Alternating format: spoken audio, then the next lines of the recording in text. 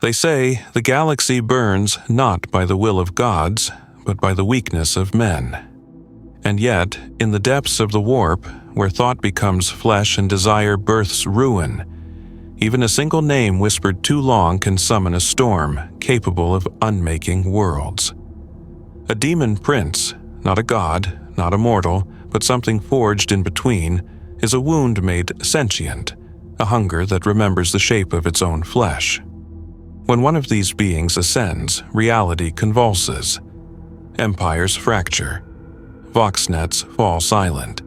Entire sectors fade into unchartable shadow, not because the demon prince commands fleets or armies, but because his existence alone is a declaration of war upon the material universe. In the void beyond the Astronomican's light, where ships drift blind and faith flickers like a dying lumen, there are places where one such creature's whisper is enough to warp the tides of fate. This is not the tale of a grand crusade or a Primarch's return. This is the anatomy of collapse. The story of how a single corrupted soul, raised to damnation, can unravel everything the Imperium built to contain the night. The wind over Varnus tasted of ash and rusted metal, a metallic tang that clung to the back of the throat like the memory of blood.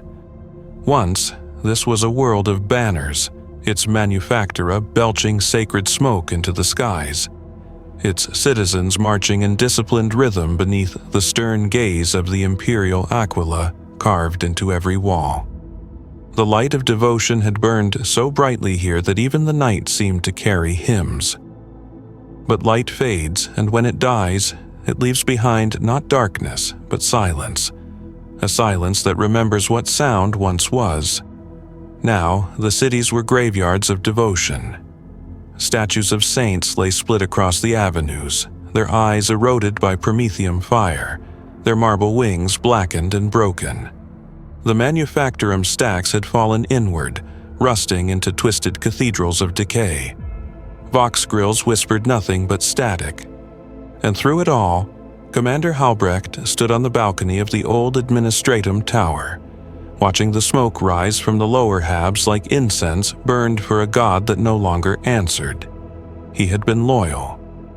The kind of loyal that carved scripture into armor plating and whispered catechisms before each campaign. He had bled for the Emperor on 7 worlds, had stared into the eyes of heretics and known without doubt that righteousness would triumph. But righteousness, like steel, weakens when left too long in the cold.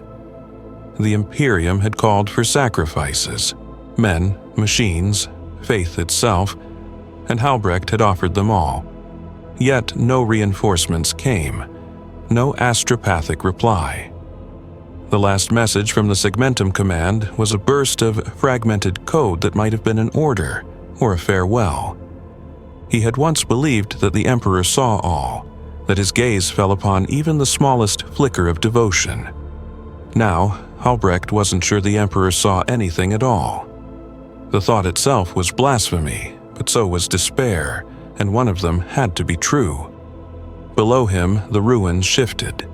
A column of black smoke curled into the bruised sky, carrying with it the smell of burning promethium and the sweet rot of human flesh. The rebellion had ended weeks ago, though no one had declared victory.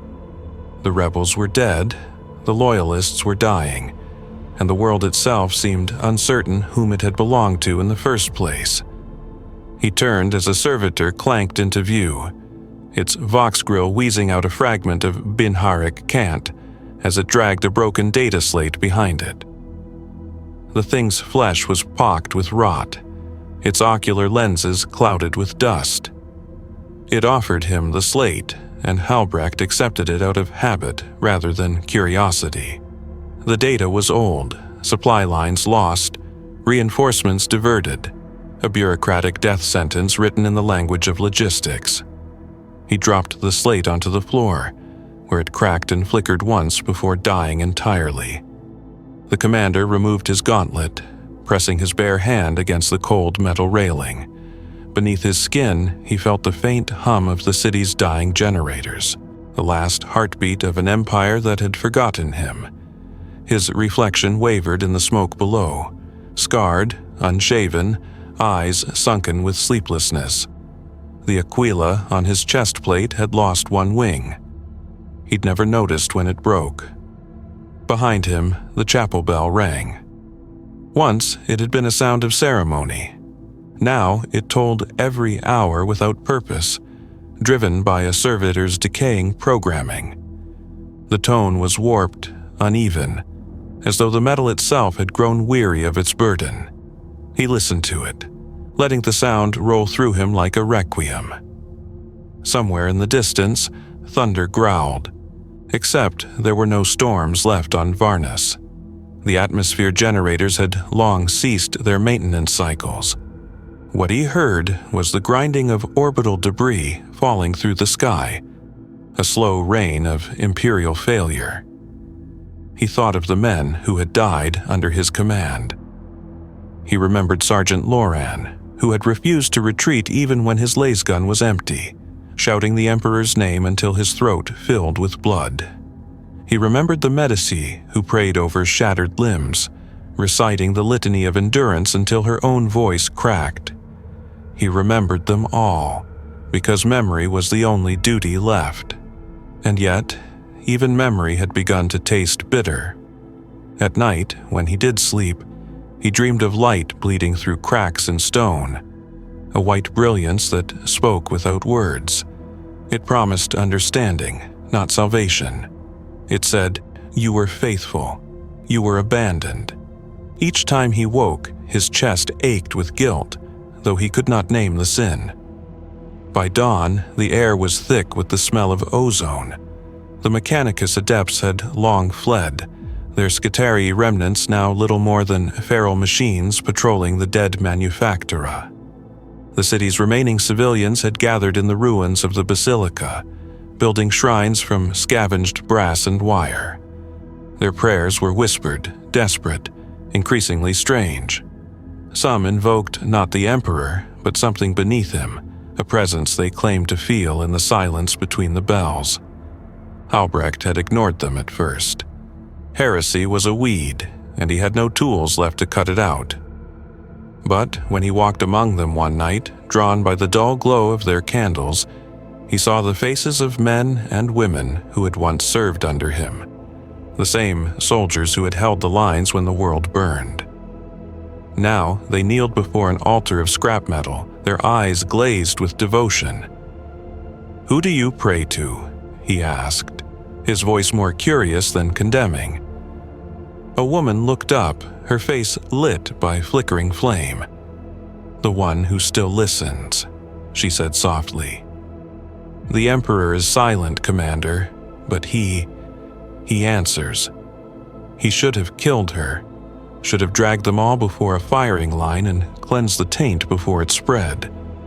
Instead, he stood there, watching the shadows tremble across the walls and wondered, if something did answer, was it truly his place to silence it? When he returned to his quarters, the dream came again. The light, the voice without a mouth, the warmth of something vast and sorrowful pressing against his mind. And when he awoke, he found his hands trembling, not with fear, but longing. He stepped out into the dawn. The sky was bleeding red with the reflection of fires burning beyond the horizon. And for the first time, Commander Halbrecht whispered a prayer without the Emperor's name in it. By the 7th day after his blasphemy, Halbrecht found that he could no longer recall the cadence of the Imperial Creed. The words refused to rise from his throat, as though they belonged to another man's tongue. He still saluted the banners, still polished the aquila upon his chest plate, but each gesture felt hollow, mechanical, a ritual performed not out of faith but habit. Around him, the fortress city decayed faster than stone should have allowed. Iron corroded overnight. Vox towers fell silent. Even the air seemed heavier, saturated with a pressure that pressed thought inward. The adepts who remained whispered that the warp was thickening around the planet like a fog, disrupting astropathic alignment and corrupting machine spirits. Halbrecht had no reason to believe them, and yet, when he stood upon the battlements and looked toward the horizon, he could swear he saw the sky ripple, as if reality itself were beginning to breathe. He tried to keep order, tried to maintain drills, issue rations, speak of duty as though it still meant something. But words, like soldiers, require purpose, and his were dying one by one. The surviving guardsmen gathered only when commanded, their faces gray and hollow. They no longer sang battle hymns. Some carved symbols into their armor, spirals, eyes, broken wings, things not sanctioned by any creed. When Halbrecht confronted them, they stared through him with the distant serenity of those who had already accepted loss. At night, he read the old tactical archives as though strategy might save them from entropy. But the data slates hissed static, the runes flickering into patterns that made his eyes ache. Once, while studying a planetary defense schematic, he thought he saw words crawling beneath the text, etched in light too faint to be read. He blinked, and they were gone. On the 10th night, the dreams changed. The light no longer appeared as a wound in stone, but as a figure, faceless, immense, haloed by shifting color.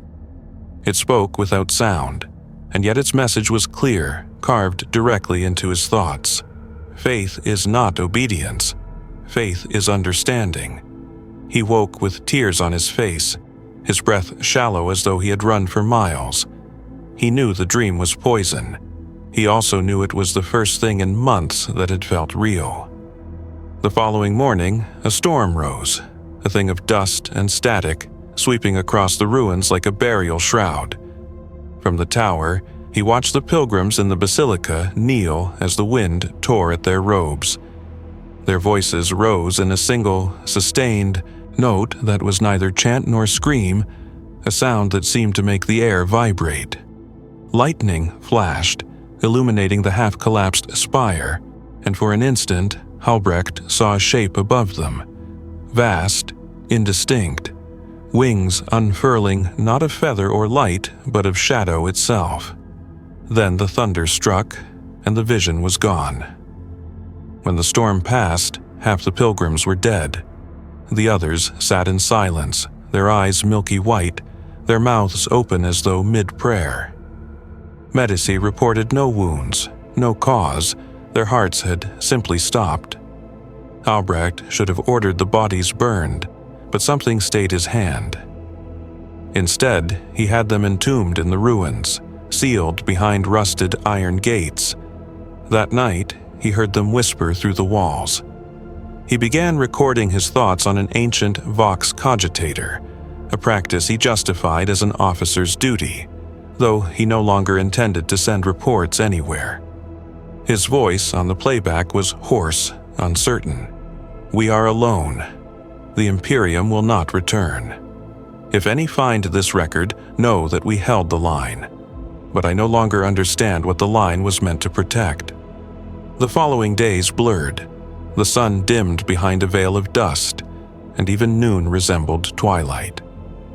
The remaining Skitari, stripped of command, roamed the manufactoria in silence, their optics glowing faintly through the fog. Once, Halbrecht approached one, a hulking form of metal and flesh fused in devotion to the machine god. Its vox emitter crackled before producing a sound not unlike laughter. Then it walked away, its footsteps fading into the static of the world. Sleep eluded him. He sat for hours by the chapel's shattered windows, watching dust spiral through beams of dying light. Sometimes he heard footsteps echoing in the halls though no one passed. Other times he caught glimpses of movement at the edge of sight, reflections in glass that vanished when faced directly. His hand trembled when he reached for his sidearm, though not from fear. There was something exhilarating about it, the sense that the world was finally revealing itself, shedding the illusion of order. On the 12th night, he descended into the underhabs, following a rumor of survivors. The tunnels reeked of decay and oil, their walls slick with condensation. Faint chanting echoed through the corridors, words so distorted by the acoustics that they seemed to come from inside his skull. He found them, a cluster of men and women huddled around a brazier of burning incense, their skin painted with ash. When they saw him, they smiled as though expecting him. "Commander," one said, bowing low. "You heard the call." Albrecht hesitated. "What call?" "The truth beneath the throne," another replied. "The voice that never abandoned us, the one who sees what the Emperor cannot." He wanted to rebuke them, to speak the words of condemnation. Instead, he stepped closer to the flame. Its smoke smelled not of incense, but of iron and sweet rot. The faces around him glowed orange, eyes reflecting the fire like polished glass. "Show me," he said, though he wasn't sure what he meant. They handed him a fragment of metal, curved, jagged, etched with symbols that seemed to move under his gaze. The metal was warm, pulsing faintly as though alive. For a moment, he thought he could hear it breathing. "The old faith was blind," whispered the woman, "but this one sees." When he looked up, the world tilted. The air shimmered, and for an instant he saw beyond the walls, saw the city as veins of light spreading through a vast, breathing shape, a carcass dreaming of rebirth. He dropped the metal, gasping, the vision retreating like a tide. He left without speaking. Outside, the storm had returned, tearing banners from their poles. The aquila above the chapel cracked in two, one wing breaking away entirely. Lightning illuminated the city once more, and in its glare, he saw the streets empty yet filled with movement, shadows flowing against the wind. By dawn, Albrecht knelt in the ashes of the parade ground, staring at the broken emblem in his hands. His faith had been shattered, but in the silence that followed, something else began to grow. Not belief, not yet, but the faint, seductive rhythm of understanding. He whispered again, and this time, the air seemed to listen. The days that followed were neither day nor night, only a continual dimness in which the sun became a memory, and the stars refused to appear. Albrecht no longer wore his commander's coat. It hung upon a rusted hook in the barracks, the once red trim now blackened by soot. He moved through the hollow streets without escort, a single figure wrapped in the echo of authority, and those who still lived bowed out of habit more than reverence.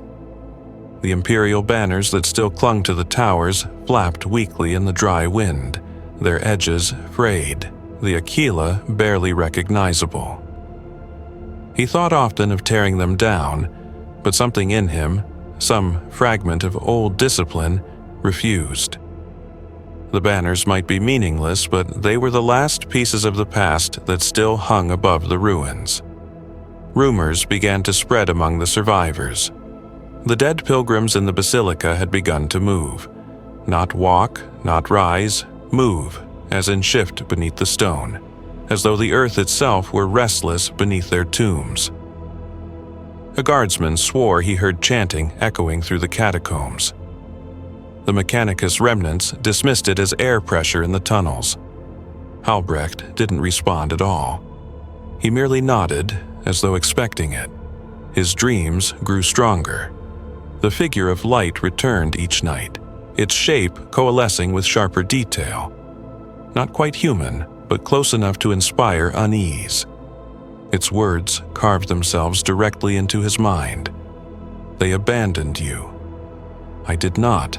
You built shrines of obedience. I build truth." The voice was neither kind nor cruel. It was inevitable, like gravity or decay. When Albrecht awoke, he found the air around him vibrating faintly, as if the world itself remembered the sound. He stopped praying to the Emperor, not in defiance but in futility. The words of the creed tasted like dust. Instead, he began speaking to the silence, whispering into it, testing it. At first, he spoke of duty, of broken promises, of the weight of command. Then he spoke of guilt, of how many men he had sent to die believing their sacrifice had meaning, of how his orders had paved roads of corpses that led nowhere. The silence listened, and one night it answered. It began as a pressure at the edge of perception, a warmth that filled his lungs with the taste of copper. He was in his quarters, alone, the faint glow of a dying lumen flickering against the walls. The Vox unit beside his bed came to life with a sound like a heartbeat through static. And within that static, he heard his own name whispered, not by any voice he recognized, but by himself. He froze, staring at the device. The whisper came again, clearer this time, layered, as if 1,000 versions of his voice spoke in unison. Albrecht, then silence, then softly, "You know me." He reached out, hand trembling, and shut the Vox down. But the whisper continued, not from the device but from the walls, the air, from inside his own skull. "You know me." He slept little that night. When dawn broke, or what passed for dawn under the ashen sky, he found himself outside the basilica again. The pilgrims' bodies had been sealed days ago, yet the air smelled of incense and rot. The cracked spire leaned like a dying giant over the courtyard. Something compelled him inside. Within the ruined nave, the candles still burned, though none had lit them. Wax had pooled into grotesque shapes across the altar, dripping like frozen tears. The silence here felt heavy, almost liquid. Albrecht approached the altar and saw that the scrap metal idol had changed. It was larger now, reshaped by unseen hands. Where before it had been a shapeless mass of metal and bone, now it bore a face, not detailed, not precise, but unmistakably his. He fell to his knees, not out of worship, but shock. His reflection stared back from the crude effigy, its expression both sorrowful and proud. He reached out, and the surface of the metal rippled under his touch as though it were alive. The whisper returned, soft as breath. "You built faith for others. Build it now for yourself." He staggered back, heart hammering. The air shimmered. For an instant he saw through the walls, saw the city, the ruins, the dying embers of civilization, all pulsing to a rhythm. His rhythm. It was as though his heartbeat had become the world's metronome. The revelation terrified him, but beneath that terror lay something far more dangerous: exhilaration. He turned toward the door, ready to flee, but found the path blocked by 3 figures, pilgrims. Their eyes were entirely black, their skin streaked with soot and oil. They smiled, and one spoke with calm reverence. "We heard your voice in the storm, my lord." He shook his head. "I am no lord." They exchanged glances, unbothered by his denial. "You spoke, and the air trembled. The fire moved with your words. You are chosen. You are the one who still listens." Albrecht tried to protest, but the words faltered. Because even as he denied it, he remembered the warmth, the light, the whisper that had come not from outside, but from within. And when he looked into their faces, he saw only relief, the relief of those who had finally found something to believe in. He turned away from them and walked out into the storm, the ash swirling around him like snow. Above, the clouds pulsed faintly, as if lit from within. He looked up, and for a fleeting heartbeat saw an immense shadow moving across the sky, its wings stretching from horizon to horizon. Then it was gone. He did not sleep that night. He sat beside the altar until dawn, staring at the effigy's shifting face. When the light returned, he whispered a single phrase, not in low Gothic, not in any human tongue. The sound came from somewhere deeper. The metal idol shuddered, and far beyond the horizon, something in the warp stirred. as if roused from sleep by the faintest echo of recognition. When the message finally came through the astropathic relay, it was already too late for salvation. The signal, if it could even be called that, arrived as a wave of incoherent thought that bled through the remaining vox networks. It was not a transmission of words, but of sensation. A surge of despair, of confusion, of pain that seemed to emanate from every point in the city at once. The surviving operators screamed as their minds caught fragments of the message, their eyes flooding with blood before they fell silent forever. Halbrecht was in the command spire when it happened, standing over the dying cogitators as the last echoes of Imperial order disintegrated into raw noise. He watched as the screens flickered, displaying symbols he didn't recognize, shapes half-formed, fractal patterns that repeated endlessly until the circuits burned themselves out. The air stank of ozone and scorched copper. When the final terminal died, the silence that followed was absolute, as though the city itself had drawn a breath and refused to exhale. Halbrecht's reflection in the shattered glass looked unfamiliar to him, his eyes bright with something that wasn't madness but wasn't reason either. He turned and saw the horizon pulsing again, that faint rhythmic glow that seemed to follow his thoughts. He remembered the idol, remembered the face it had worn, and wondered how long it had truly been his. Perhaps it had always been waiting for him, shaped from the bones of faith long before his birth. Perhaps every loyal commander was merely clay in the same unseen hand. That night, the dreams returned in perfect clarity. He stood upon a plain of black sand beneath a sky filled with veins of crimson light. Before him rose the figure, not distant now, but near enough that its presence bent the air. Its skin shimmered like liquid glass, its eyes burning with infinite depth. When it spoke, its voice was Halbrecht's own, but magnified beyond comprehension. You are the wound that remembers. You are the faith that turned inward. You are mine because you always were. Halbrecht fell to his knees. The ground rippled beneath him as though the world were breathing in time with his heartbeat. He wanted to scream, to deny, but the sound that left his throat was laughter. Soft, broken, utterly sincere. The figure reached toward him.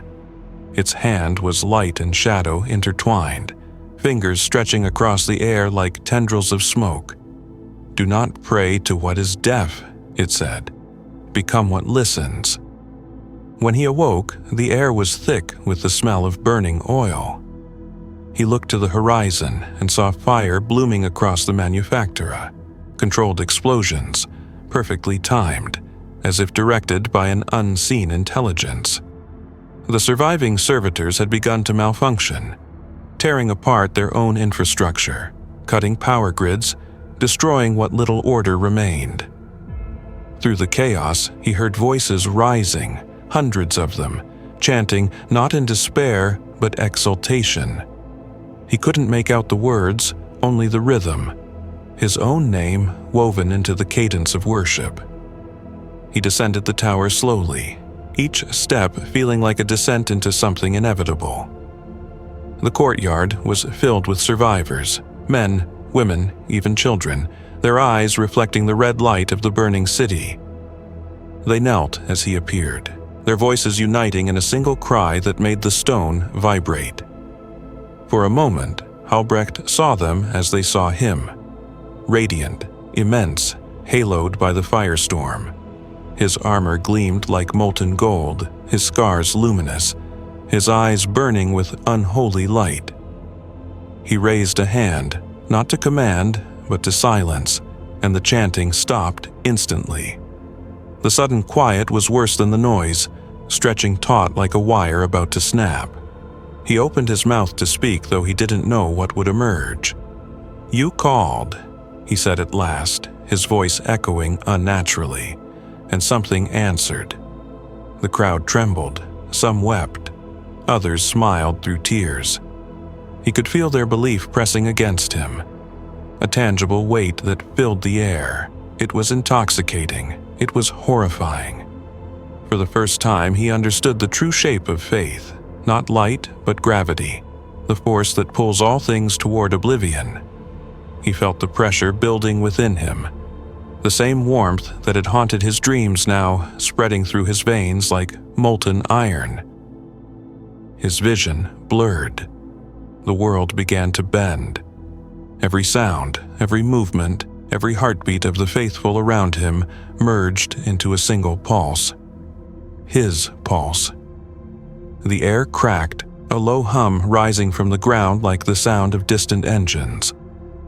Something inside him broke, not in pain, but in revelation.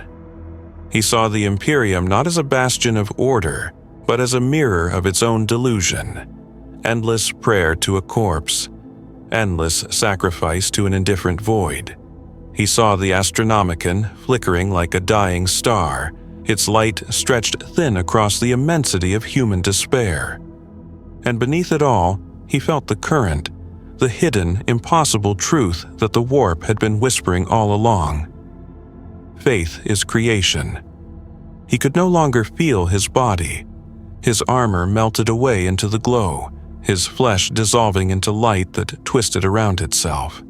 He felt himself expanding, burning, unfolding into something vast and impossible. He heard the screams of those nearby, though whether they were in fear or ecstasy, he couldn't tell. The air split open, and through it poured a light so blinding it seemed to tear sound from existence. Somewhere within that radiance, Halbrecht, or what remained of him, felt a moment of perfect clarity. He understood that the thing from his dreams had never been an intruder. It had always been him, waiting to be remembered. His soul stretched across realities, touching both flesh and nightmare, binding them together with the simple, terrible truth that belief alone can alter creation. And then the world broke. The basilica imploded, stone folding inward as if reality itself were inhaling. The sky screamed, clouds turning into rivers of liquid fire.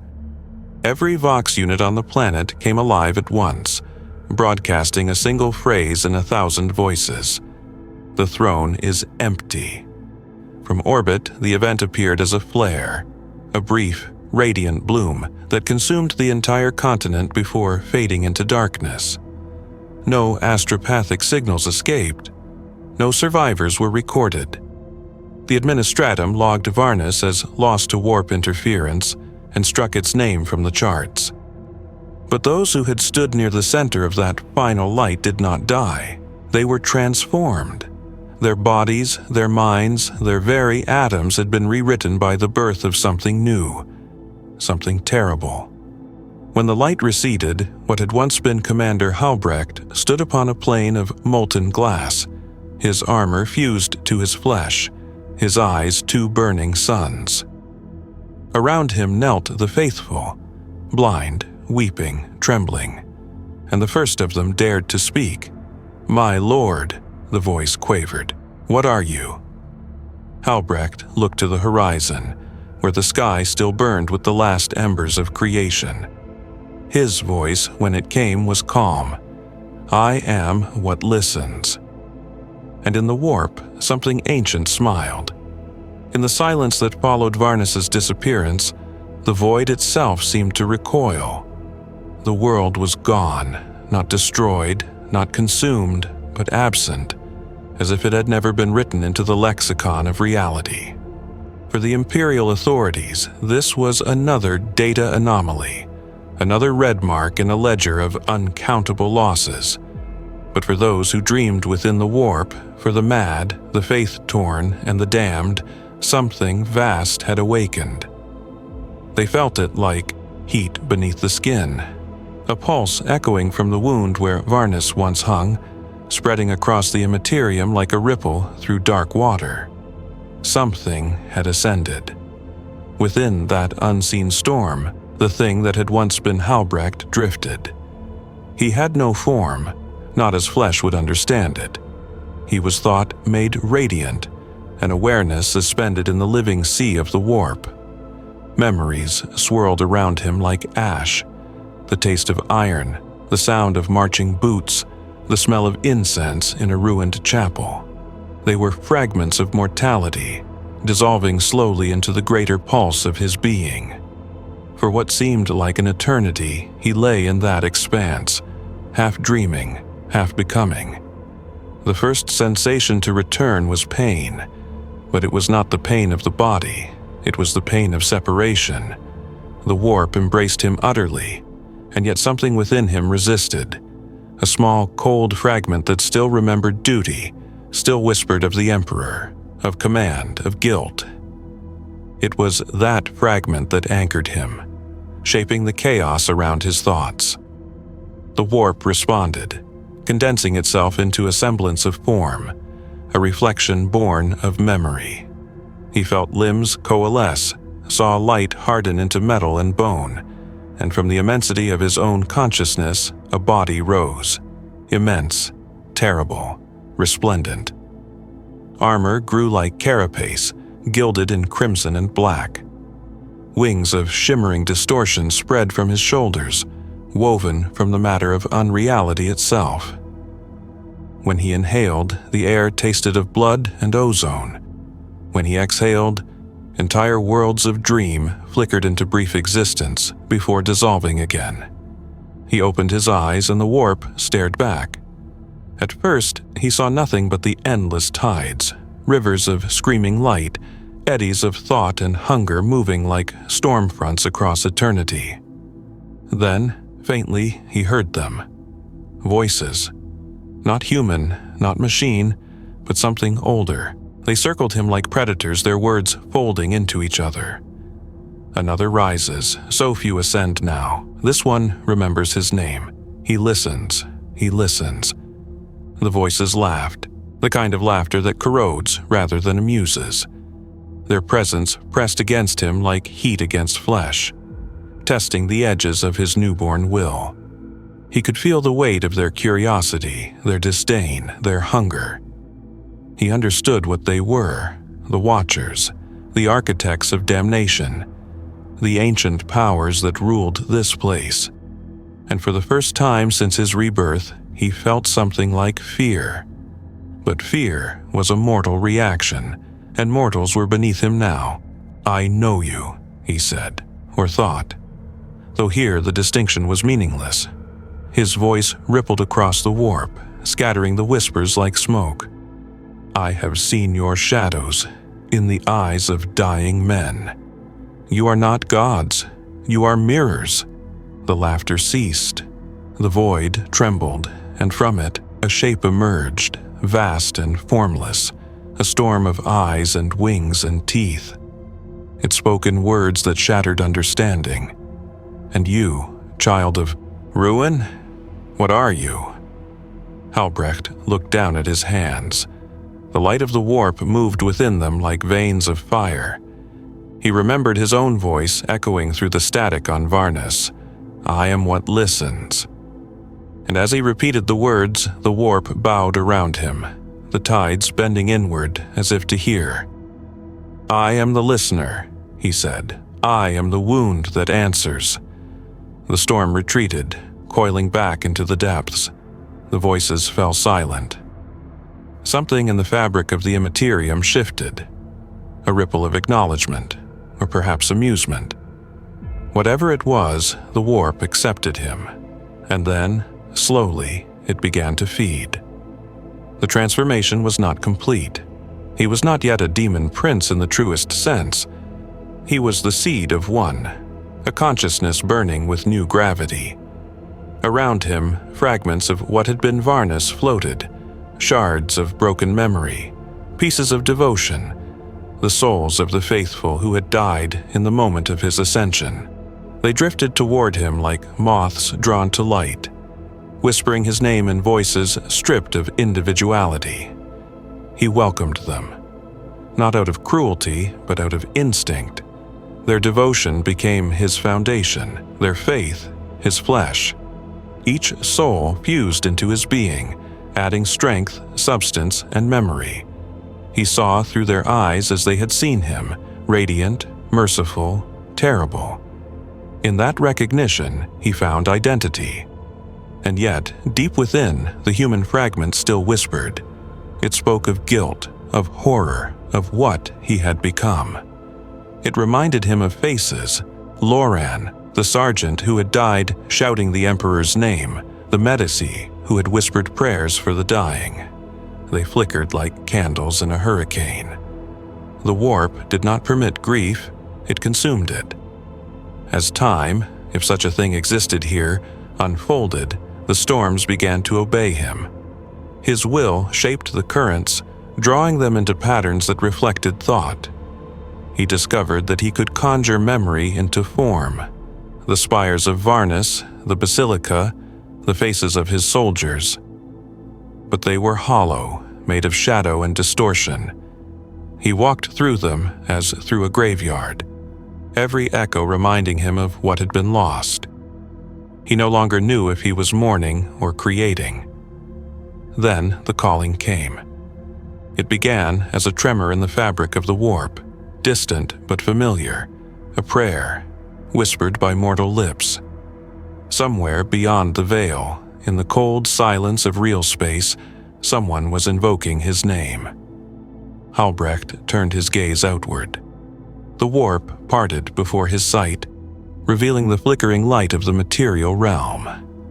There, upon a forgotten world scarred by war, a dying priest knelt beside a broken altar, his blood staining the floor. His lips moved in desperate supplication. The words were wrong, the prayers corrupted, but the intent, the faith, was pure. Halbrecht reached toward the sound, his will stretching across the void. The air around the priest shimmered, the temperature plummeting. Shadows lengthened. The candle flames bent toward the altar as though drawn by breath. And in that fragile moment between life and death, the priest saw him, a figure of light and shadow, vast beyond reason. "My lord," the priest whispered, mistaking him for a messenger of the Emperor. Halbrecht leaned closer, his voice echoing like a storm over a plain of bones. "You called," he said, the words tasting sweet upon his tongue. "I listen." The priest's eyes widened as the truth unfolded before him. He screamed, but the sound dissolved into laughter, into praise, into worship. The prayer continued even after his body had turned to ash. And far away, in the warp, the newborn prince smiled for the first time. The first prayer was always the hardest to forget. It had been pure, naive, desperate, the kind of plea that defined humanity itself. But purity, Halbrecht discovered, was the most potent poison of all. From that single mortal invocation, the echo spread through the warp like blood through water, contaminating everything it touched. The faint vibration of that one voice birthed a resonance, and resonance became attraction. Others began to dream. Others began to hear. He did not need to seek them out. Their faith found him. In the silent void between stars, across the long-dead ruins of imperial worlds, his name began to surface. Not in speech, not yet, but in impression. The dying muttered it. The damned whispered it. The faithful, lost in the vacuum of unanswered prayer, felt something stir when they called upon the Emperor and received only silence. A listening presence, vast and sorrowful, filled that emptiness.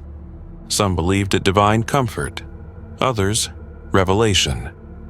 None knew the truth, that it was the ghost of a man who had once believed as they did, now reborn as the very consequence of that belief. The warp fed upon the connection. Each thought directed toward him birthed a thread of light that wound through the immaterium, tethering him to the mortal realm.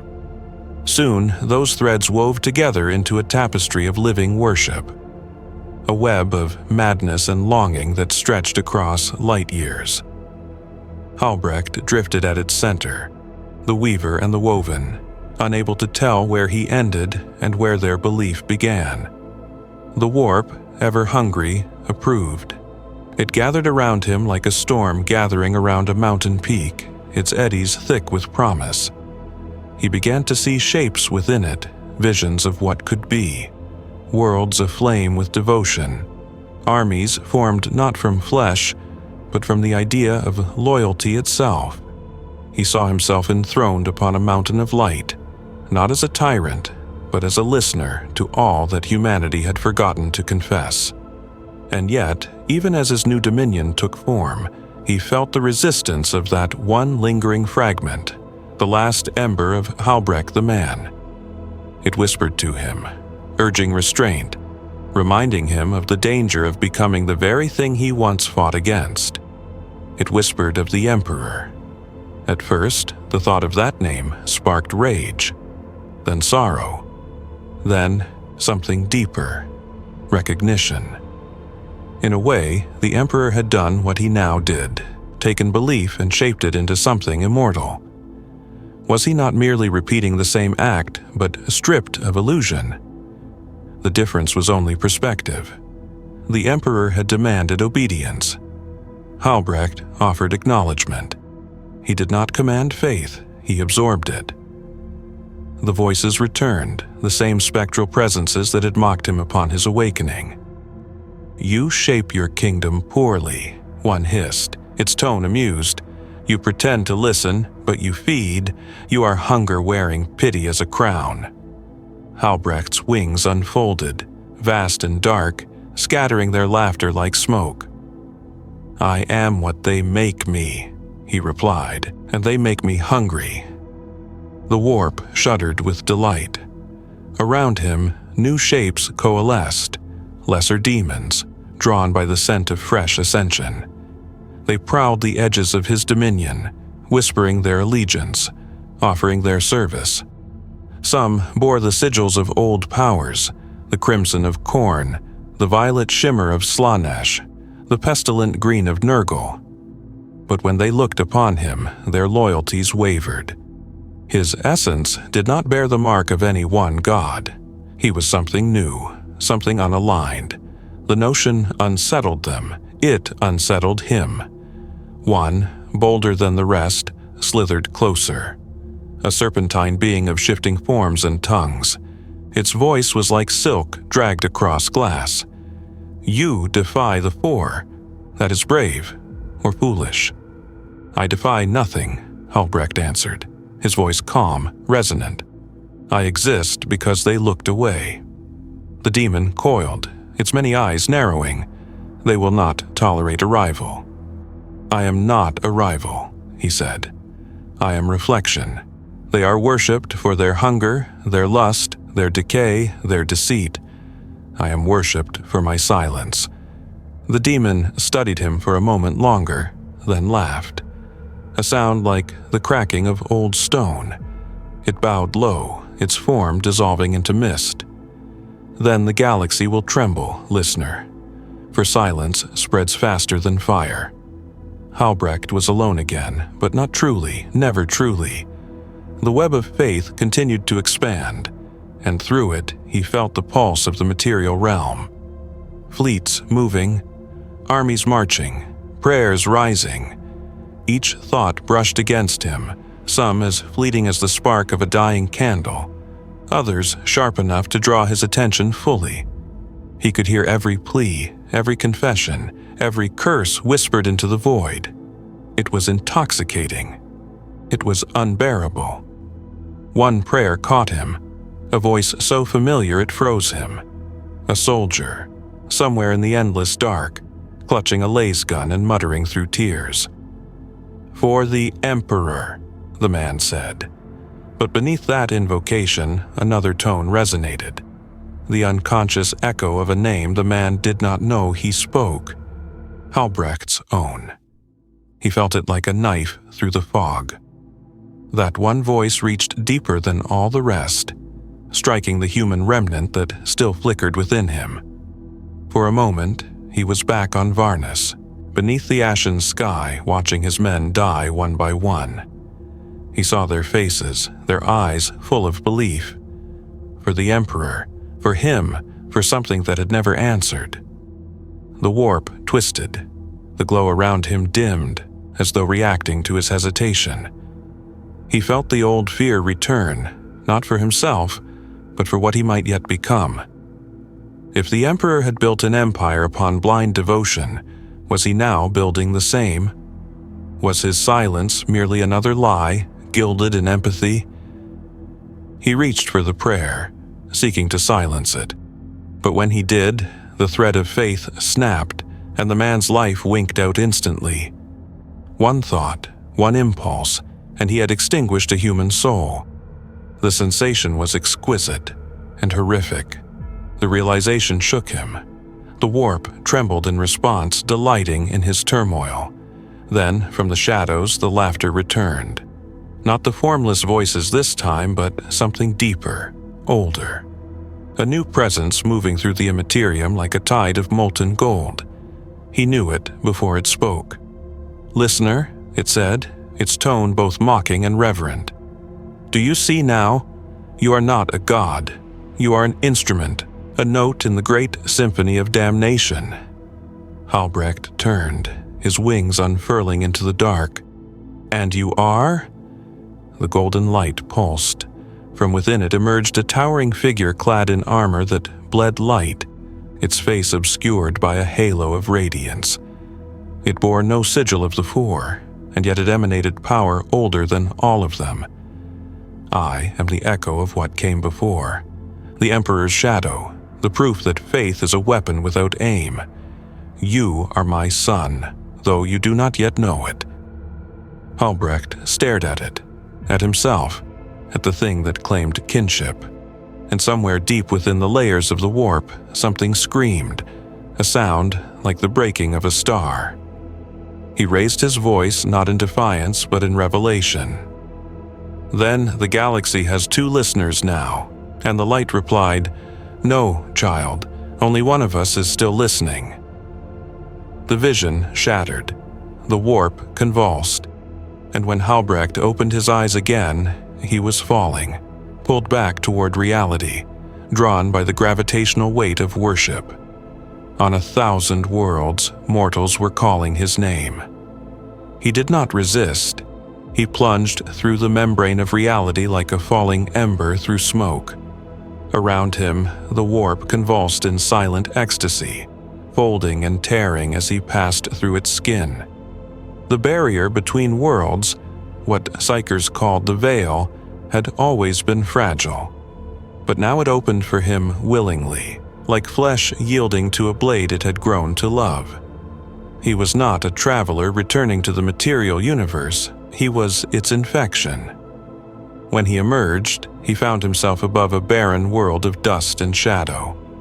Its surface was the color of rust, its skies a permanent dusk. The sensors of an orbiting Imperial outpost would later record the brief appearance of an energy signature too vast to classify before all systems failed.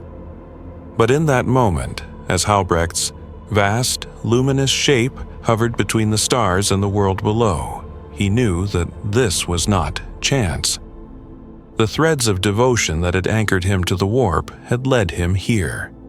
Someone on this forgotten planet had called his name in earnest faith, and that single act had been enough to summon him across eternity. He descended. The clouds boiled away before him, the air screamed. The barren plains buckled beneath the pressure of his presence. He landed amidst the ruins of a city long dead, its architecture still bearing the jagged bones of imperial design. The statues of saints stood decapitated, their hollow eyes staring upward as if pleading for explanation. He walked among them, his feet sinking into ash that shimmered faintly with warp light.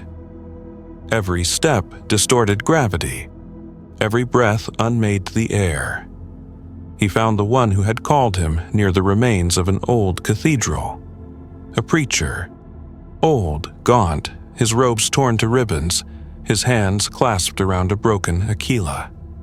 He knelt before a makeshift altar of stone and bone, whispering a prayer to the Emperor that faltered into sobs. When the shadow of the demon prince fell over him, He did not look up at first. He assumed, as all faithful do, that it was judgment come to claim him. Halbrecht said nothing.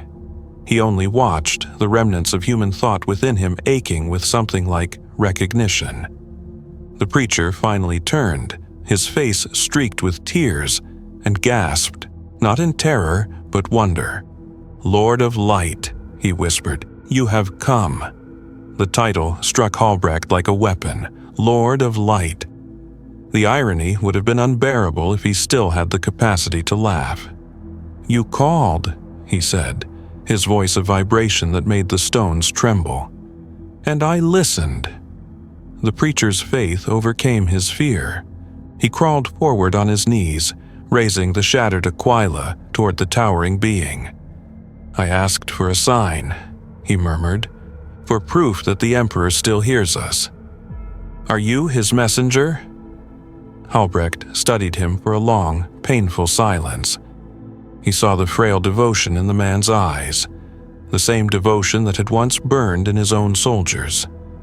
He wanted to tell him the truth, that the Emperor was silent, that faith itself was a closed loop, that only the echo answered. But the words would not form. He felt the pulse of the warp through him, guiding his tongue, shaping the truth into something useful. "I am what remains when prayers are not heard," he said at last. The preacher did not understand the warning. He heard only salvation. He bowed lower, pressing his forehead to the ash. "Then you are mercy," he whispered. Halbrecht reached out, his clawed hand hovered above the old man's skull, and for a fleeting instant compassion flickered through the ruin of his soul. Then the touch came. The preacher arched backward, eyes wide, as light poured from every vein. His flesh dissolved into flame without heat, his spirit drawn upward into Halbrecht's waiting grasp. The scream that tore from him was not agony, but revelation. His essence merged into the demon prince like a drop into an ocean, another filament in the ever-growing web of faith. When it was done, only ash remained. Halbrecht stood alone again in the ruins, surrounded by the echo of devotion. He looked to the sky, where the clouds now swirled in the shape of wings, his wings, vast and impossible. The world trembled beneath him. With a thought, he could unmake it. With another, he could make it kneel, and so he did neither. Instead, he listened. Through the warp, he heard other voices. Across the stars, new prayers arose, some in fear, some in awe. The news of a miracle spreads faster than light, for faith travels not through space, but through longing. The faithful on neighboring systems began to report visions of a radiant being descending upon the ruins of a lost world. The ecclesiarchy denounced it as heresy, but the people, those who had long ceased believing the emperor still cared, heard the story and felt the stirrings of hope. Halbrecht became the god of the forgotten. His name was not spoken in sermons or cathedrals. It existed in whispers, in the quiet between hymns, in the pause before the faithful said the emperor's name. He who listens, the silent redeemer, the answered prayer. Every title was another mask, each one shaping him further, giving form to what should have remained a wound in reality. He moved across the stars not as a being, but as contagion. Wherever despair lingered, he appeared in dreams. He offered no commandments, no doctrines, only acknowledgement. Mortals, desperate for any voice that would answer, turned their hearts toward him willingly. He devoured their devotion, and in return gave them purpose. That purpose birthed cults, and the cults became movements. In a forgotten manufactorum on a mining moon, workers began carving his sigil, a spiral of listening ears, into the walls. In the holds of derelict ships, starving voidsmen whispered his name before dying, believing their deaths were being heard. On a shrine world that had not seen a miracle in generations, a statue bled light when his name was spoken. Each act of faith echoed back into the warp, feeding him, expanding him, binding him more tightly to the material plane. He no longer needed to force his passage. Reality yielded wherever belief was strong enough. Entire sectors began to darken beneath his influence, though few recognized it for what it was. Vox networks failed. Astropathic choirs screamed and went silent. The Astronomican's light dimmed imperceptibly in the region surrounding Varnus's former coordinates. In the grand halls of the Inquisition, whispers began. A new power was rising, not a god of blood or excess or decay, but something far more insidious. A god of empathy, a god of listening, the heresy of comfort. Halbrecht, in his new dominion, heard those whispers too. They reached him like flattery. But beneath their fear was the faintest echo of something else. Recognition. The Imperium had always feared the warp's monsters because it knew, somewhere deep within its ossified heart, that every one of them had been born from human need. And humanity was still calling. Across the void, whispers became contagion. The warp thrummed with voices, countless, restless, devout, and their prayers wove themselves into the fabric of Halbrecht's being like veins of molten light. What had once been the small and wounded cry of one forgotten man was now a chorus stretching across a dozen worlds, each syllable amplifying his presence, each heartbeat tightening the tether between God and mortal. He no longer drifted. He reigned, though not in the way the Imperium would recognize. His empire was invisible, an empire of silence and suggestion. On the surface of the barren world he had claimed, the dust had begun to move. The wind carried patterns through the wasteland that no storm could have sculpted. The shapes were organic, recursive, the beginning of geometry given sentience. Where his shadow fell, the ground shimmered with life that was not life. Phosphorescent organisms born from warp residue, glowing in spirals and fractal blooms. The air was thick with murmuring tones, a language of vibration that echoed faintly of human speech. The planet was beginning to dream. Halbrecht watched this with something like awe. The feeling was not joy nor pride, but an aching familiarity. Once, on Varnus, he had overseen manufactoria where endless machines built endless weapons, all in service to a god who would never wield them. Now, he watched a different kind of production, one born of thought rather than labor, belief instead of command.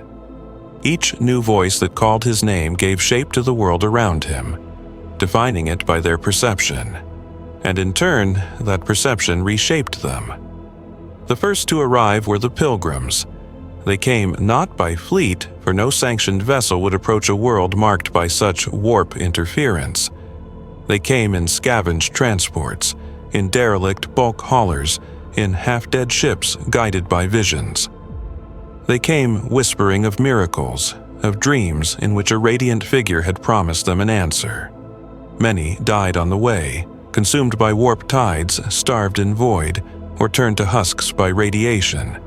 But those who survived landed upon the burning plains and fell to their knees in reverence. Halbrecht regarded them from the heights of his creation, his form vast and indistinct, light bleeding from the fractures of his armor. Some faint trace of his old self stirred, the memory of giving orders, of command, of human voices speaking his name not in worship but in obedience. Yet the sound was different now. It was not Halbrecht. It was something older, simpler. The listener, the one who answers. They built altars of bone and metal, carving spirals into the ground where his light had touched. They sang hymns of gratitude and despair intertwined, their words guided by instinct rather than liturgy. And the warp listened. The wind harmonized with their song. The sky shimmered in resonance. When the first miracle occurred, it was almost gentle. A woman stood before the altar, weeping for her dead child. Her prayer was not to any god, but to the emptiness itself, a whisper of longing so pure that it pierced the veil. Halbrecht heard it, as he heard all things now, and for reasons even he could not name, he answered. The ground beneath the altar glowed, the air filled with the hum of creation. Before the gathered pilgrims, the child stirred, not reborn in flesh, but reconstructed in light, an echo made solid through memory. It smiled once before dissolving into radiance. The woman fell to the ground, trembling, convinced she had witnessed mercy. The cult's devotion ignited like wildfire. Within days, more ships descended, guided by rumor and faith. The encampment became a settlement. The settlement became a city. Its streets wound in spirals, its towers bent inward like ears turned toward heaven. Every structure hummed faintly, tuned to the same impossible frequency, the rhythm of Halbrecht's own heart, though none knew it. The warp thickened around the world, turning the night sky into a sea of color. Astropathic signals from neighboring systems failed, their messages garbled by interference that resembled human speech. Fragments of pleading, confession, and laughter. Administratum scribes dismissed it as a malfunction. The Inquisition called it heresy. But among the lowborn, the laborers, and the forgotten, the legend grew. The silent god hears. Halbrecht felt the galaxy shifting. Every belief pulled at him, every act of devotion adding to the weight of his consciousness. He no longer needed to move through space. The faithful carried him within them.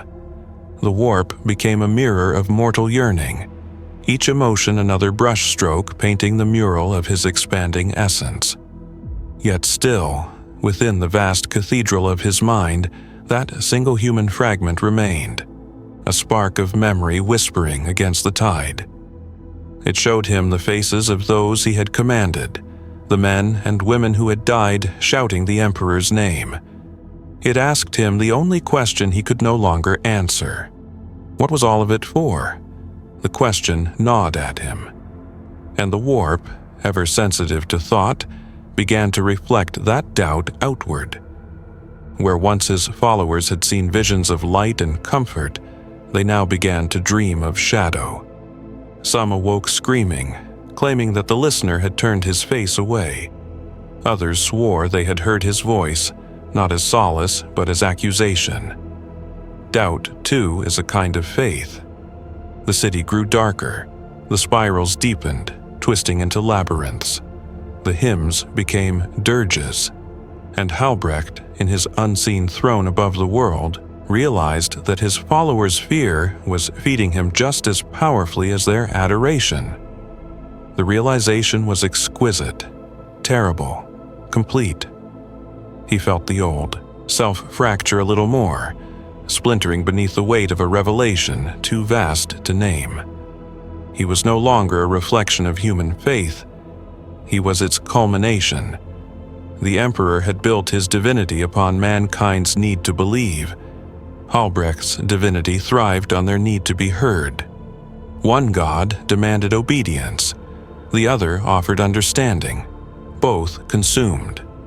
Above the planet, the warp tore open in a slow, spiraling wound. Through it poured the light of something immense and endless, his apotheosis made visible, the halo of a newborn god. From orbit, it appeared as a storm of golden fire expanding outward, swallowing the void. But within that brilliance, every pilgrim saw something different. A face they trusted. A voice they had lost, a dream of solace finally fulfilled. Halbrecht saw only one thing, the reflection of himself, gazing back from the burning sky, smiling with infinite patience. And then, across the warp, he felt it, another consciousness watching. Not one of the four, not the Emperor, something else. Something old enough to remember when gods were still men. The presence spoke not in words, but in thought. A ripple through the Imperium that made even the storm pause. "You have learned to listen," it said. "Now learn to speak." Halbrecht raised his gaze to the infinite dark. His voice, when it came, shook the stars. "Then listen to me." And the galaxy did. "If you walk these shadowed corridors with me, if you wish to see how a single being can doom 1,000 worlds, then stay. Subscribe, not as a gesture of ritual, but as an oath of witness. Like, share, and join the ranks of those who dare to look beyond the veil, because the story that follows is not one of victory. It is the slow, inevitable heartbeat of corruption itself. The first world to fall was quiet. Not destroyed, not bombarded, not scoured by war. Just quiet. Vox channels stopped transmitting. Astropathic choirs ceased their chanting mid-syllable. Manufactoria ceased their sacred rhythm, and the titanic engines of industry that had thundered for millennia came to stillness as though the machine spirits themselves had drawn their final breath. The planet's orbital beacons flickered once, then extinguished, leaving the world suspended in the void like a candle gone cold. The Administratum named it Griffon's Reach, a minor forge enclave on the edge of the obscurus fringe. The Mechanicus regarded it as unremarkable, efficient, self-sustaining, loyal, until one morning its transmissions turned to static. When the Scutari reconnaissance fleet arrived, they found the cities intact, the reactors stable, and every living soul frozen mid-motion, not dead, not alive, their bodies preserved as though time itself had faltered. A single phrase pulsed through the surviving Vox towers, repeating endlessly in a voice neither male nor female. "He listens." Across the segmentum, a faint unease spread like frost. The Inquisition ordered silence on the matter. Data seals were placed, reports erased, witnesses relocated. But silence, like all things in the Imperium, is contagious. Halbrecht, the listener, the echo, the silent god, did not need to speak to command his dominion. His influence moved like gravity, unseen but absolute. Where the light of the Astronomicon faltered, his whisper filled the void. Not through fleets or armies, but through dreams, through the gaps between thought and speech. He did not demand worship, he only required that humanity continue to ache. And they did. On distant mining moons, exhausted workers found themselves pausing in the dark, listening to the hum of the air recyclers as if the machinery itself were breathing with them. On void ships adrift between the stars, astropaths began to hum melodies that no one had taught them. Melodies that echoed across the corridors like lullabies for the dying. In hive cities and manufactoria alike, confessions grew longer. People began to speak not to confess, but to be heard. And something always listened. At first, the Adeptus Ministorum believed this was a spiritual awakening, a revival of faith born from desperation. Priests reported miracles, the sick recovering overnight, the blind claiming visions of radiant figures walking through the ash. Entire congregations fell to their knees, proclaiming the Emperor's mercy renewed. But those who listened closely heard the flaw. In every sermon, in every miracle, the Emperor's name was spoken softer, while the phrase "he listens" grew louder. The ecclesiarchy's response was swift, as it always was. Shrines were burned, preachers executed, texts censored. But suppression is a kind of attention, and attention is nourishment. The more they fought the whisper, the stronger it became. Halbrecht felt their struggle from across the veil, each act of resistance a thread in the tapestry of his ascendance. He no longer thought as mortals did, no longer measured time in days or years. His awareness stretched across entire systems, sensing the subtle decay of order as though through the pulse of his own body. The silence of Griffon's Reach had been the first exhalation. Others would follow. He drifted through the warp, a storm contained within a single thought, his wings spread wide across the currents of unreality. The souls of his faithful orbited him like comets, fragments of consciousness bound to his will, singing their devotion in voices stripped of flesh. Together they formed a choir of endless soundlessness, their song resonating through both realms. Sometimes he remembered his old name, Halbrecht. It arrived as an echo from a time he no longer believed in, like a dream half-remembered upon waking. The sound of it no longer hurt. It simply did not belong. He watched as his influence reached another world, Clytemnes's 9, a shrine planet once famed for its endless cathedrals. The people there had lived by the hour of prayer, the air itself thick with incense and the drone of devotion. When his whisper touched them, the transformation was almost imperceptible. At first, the hymns grew slower. Then the choirs began to hum out of sync, their harmonies warping into a strange, patient rhythm. Within a week, the entire planet sang only one note. The Adeptus Custodes stationed in orbit attempted to intervene. Their transports descended into the atmosphere, gold armor glinting beneath the pale sun. They found the streets empty, the cathedrals filled with kneeling figures locked in perpetual prayer. None of them moved. None of them breathed. When one of the custodians approached, he realized they were not corpses. Their hearts still beat, faintly, in unison, all synchronized to the same impossible tempo. The custodes did not stay. The silence of Clytemnes's 9 was not absence. It was waiting. From his throne of shifting light, Halbrecht felt their fear. He absorbed it as warmth.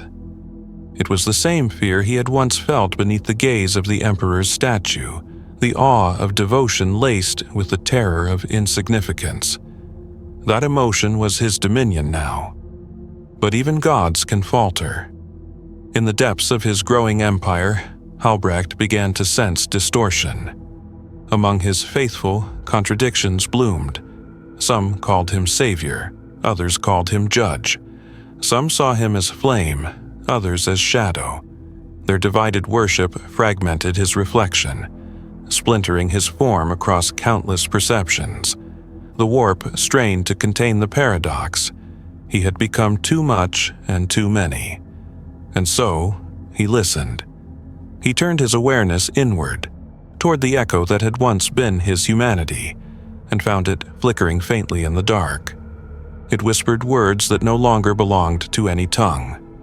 They were fragments of memory, the laughter of his men, the warmth of a campfire, the sound of boots on cold stone, all trivial, all human. And yet, in them something stirred. For a moment he felt guilt. Not the kind that mortals bear, but the kind only a god can know, the guilt of endless consequence. He saw the faces of the dead on Varnus, their eyes reflecting the fire he had become. He saw the pilgrims who now prayed to him, hallowed by their own devotion. He realized that his silence had not freed them from suffering. It had perfected it. And for the first time since his ascension, the listener spoke not to the galaxy, but to himself. "What have I done?" The words echoed across the warp, small and fragile, swallowed almost instantly by the storm. But echoes, once born, never truly die. In the mortal realm, on a forgotten moon far from any charted route, a single astropath heard those words in her dreams. She woke screaming. Her hair turned white, her eyes bleeding. And though she could not speak, she scrawled a single phrase across her cell wall in trembling script. "He regrets." The rumor of regret spread faster than the faith itself. In a galaxy that had learned to worship certainty, the idea of a god capable of doubt was blasphemy beyond comprehension, and therefore irresistible. The astropath's dying scrawl became relic, then revelation, then rebellion. Her corpse was sealed within a stasis field by order of the Inquisition, But the words she had written were already multiplying, carried by terrified scribes, desperate believers, and rogue psychers who claimed to dream of the same voice repeating that single phrase, "He regrets." Across the sector, cathedrals burned while shrines multiplied. The Ministorum dispatched fleets of penitence ships to purify the contagion, but none returned intact. Those who survived spoke of worlds that seemed alive, their soil humming like flesh, their oceans whispering prayers beneath the waves. The name of the listener had become a virus, not spoken but felt, vibrating in the bones, humming behind the eyes. The Ordo Hereticus called it psychic resonance. The Ordo Malleus called it contagion of the soul. None could define it. None could escape it. On one such world, a Scutarius cohort of the Adeptus Mechanicus attempted to quarantine an entire continent. They sealed off its cities, cut the data tethers, and sterilized the surface with fire. But when the smoke cleared, they found the blackened ruins rearranged into impossible geometry. Spirals within spirals, the unmistakable shape of an ear carved into the charred plains. Every Auspex reading returned the same signal, a faint heartbeat beneath the surface, perfectly synchronized to the pulse of the planet itself. Halbrecht's consciousness touched them as they stared into the ash. His awareness was vast now, his identity fractured across 100 overlapping realities. He was the light in the cathedral flame, the whisper in the vox static, the hunger in the silence between hymns. He no longer remembered where his being ended and the warp began.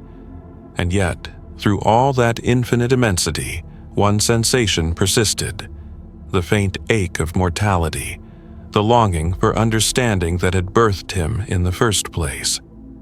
He drifted through the currents of unreality, following the resonance of his own name. The warp bent to his will like a great tide, folding around him in eddies of thought and color. Through its distortion, he saw the physical realm stretched out below, the void like a black sea, the stars flickering as though straining to hear something beyond their light. He descended toward one of the infected worlds, curious, hungry, and uncertain all at once. It was a hive planet once known as Kylus Prime, though that name was already fading from memory. Now it was a monument to stillness. The upper spires of its hives reached toward the void like frozen fingers, their lights extinguished. Within, the millions who had once labored without end were silent, their bodies petrified mid-motion, their eyes turned upward toward a sky that no longer existed. Halbrecht walked through the empty streets, each step echoing like thunder in the void. He looked upon the silent faces, the unmoving devotion carved into their expressions, and felt the faint stirrings of recognition. These were not victims. They were vessels, each one holding a fragment of his consciousness, each one dreaming his dream. He knelt beside a child frozen in the act of reaching upward, her small hand still open, her face serene. Within her gaze flickered a reflection of his own light. He touched her forehead with a clawed hand, and for an instant the world changed. The silence shattered. A rush of whispers filled the air, the sound of every mind speaking at once. The child's mouth moved, her voice overlapping with 1,000 others. "You wanted to be heard," they said. "Now you hear all things." The voices layered upon one another, rising and falling in perfect rhythm. "You wanted mercy. Now you are mercy. You wanted meaning. Now you are meaning." He tried to answer, but the words dissolved into the wind. The truth was suffocating. Every prayer he had ever heard, every plea that had reached him through the warp, was now inside him, endless, overlapping, unceasing. The sound was unbearable. He screamed, though no sound escaped. The scream echoed through the warp. Worlds trembled. Ships lost their navigation, their Geller fields collapsing under psychic strain. The Astronomicon itself flickered, its beacon stuttering across the segmentum for a full day. When the light steadied again, 2 entire systems had vanished from the Cartographica, their coordinates erased from Imperial records, as though they had never existed. The Inquisition met in secret. No conclave, no proclamation, only whispered councils in the shadowed vaults beneath Terra. Reports spoke of an expanding region of psychic distortion where time and gravity failed to obey law. An empire of ghosts, invisible yet absolute, was consuming the stars. Some called it the listener's domain. Others named it the silent sector. And through it all, Halbrecht drifted, haunted by the same phrase that had once been his solace. He listens. He no longer knew whether it was prayer or accusation. Within the silence of Kalis Prime, his form began to waver. The warp around him rippled like heat above sand. For the first time since his ascension, he felt instability, not of power, but of self. The weight of infinite faith was fracturing him into countless reflections. Each believer saw him differently: angel, god, monster, savior, tyrant. Each vision pulled him in a different direction, tearing his essence into threads. He understood then what the Chaos Gods had always been, not singular beings but vortices of perception, their identities defined by those who worshipped them. The thought filled him with awe and terror. In that realization came a decision. If he was to remain whole, he would need silence. True silence. No prayers, no worship, no longing. Nothing to distort his form. He would have to sever the threads that bound him to humanity. And so, across the silent sector, the prayers began to go unanswered. Pilgrims knelt before their altars and heard only wind. Vox psalms returned static. The miracles ceased. The faithful wept, believing they had failed him, and in their grief they prayed louder. But the louder they cried, the further his presence withdrew, like a tide receding from shore. The warp grew still. Then, one by one, the stars began to dim. Halbrecht stood in the void above his domain, gazing into the infinite dark he had created. He thought it would bring peace. Instead, it brought hunger.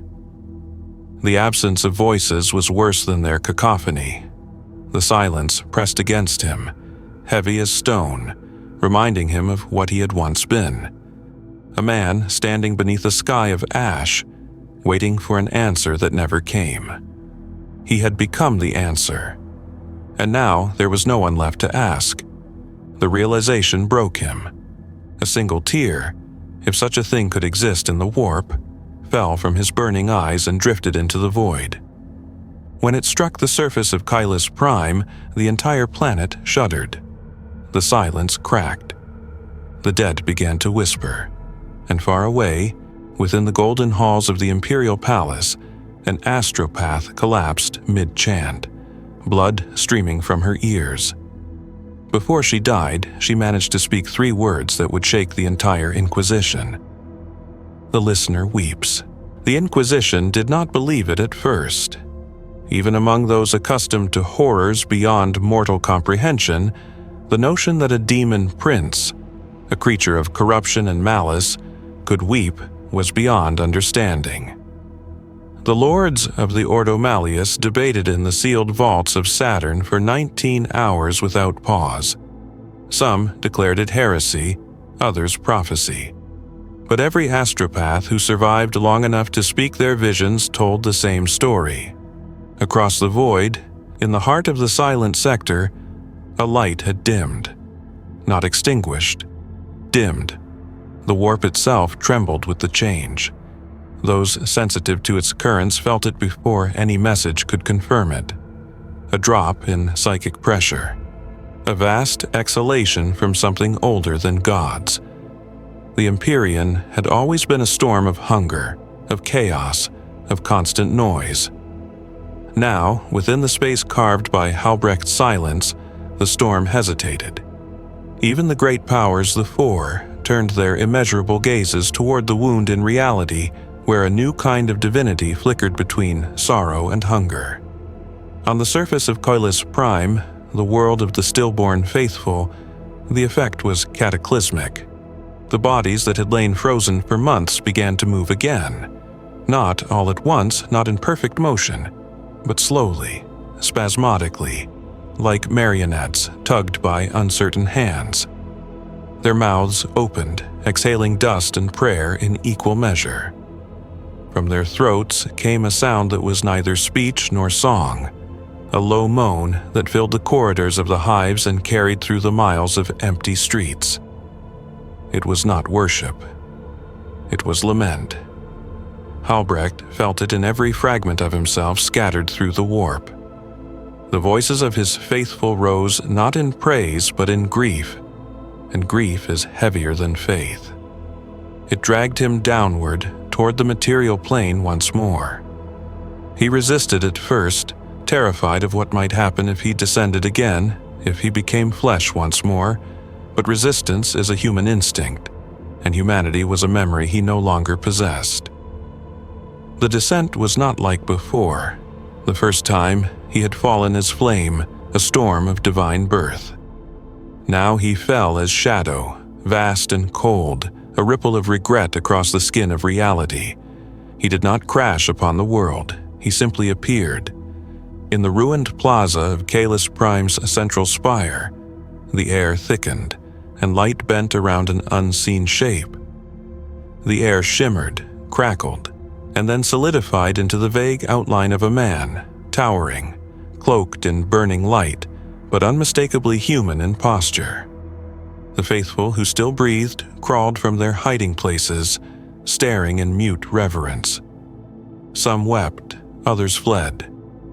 Halbrecht stood in silence, the city sprawling beneath him like a carcass under the knife of remembrance.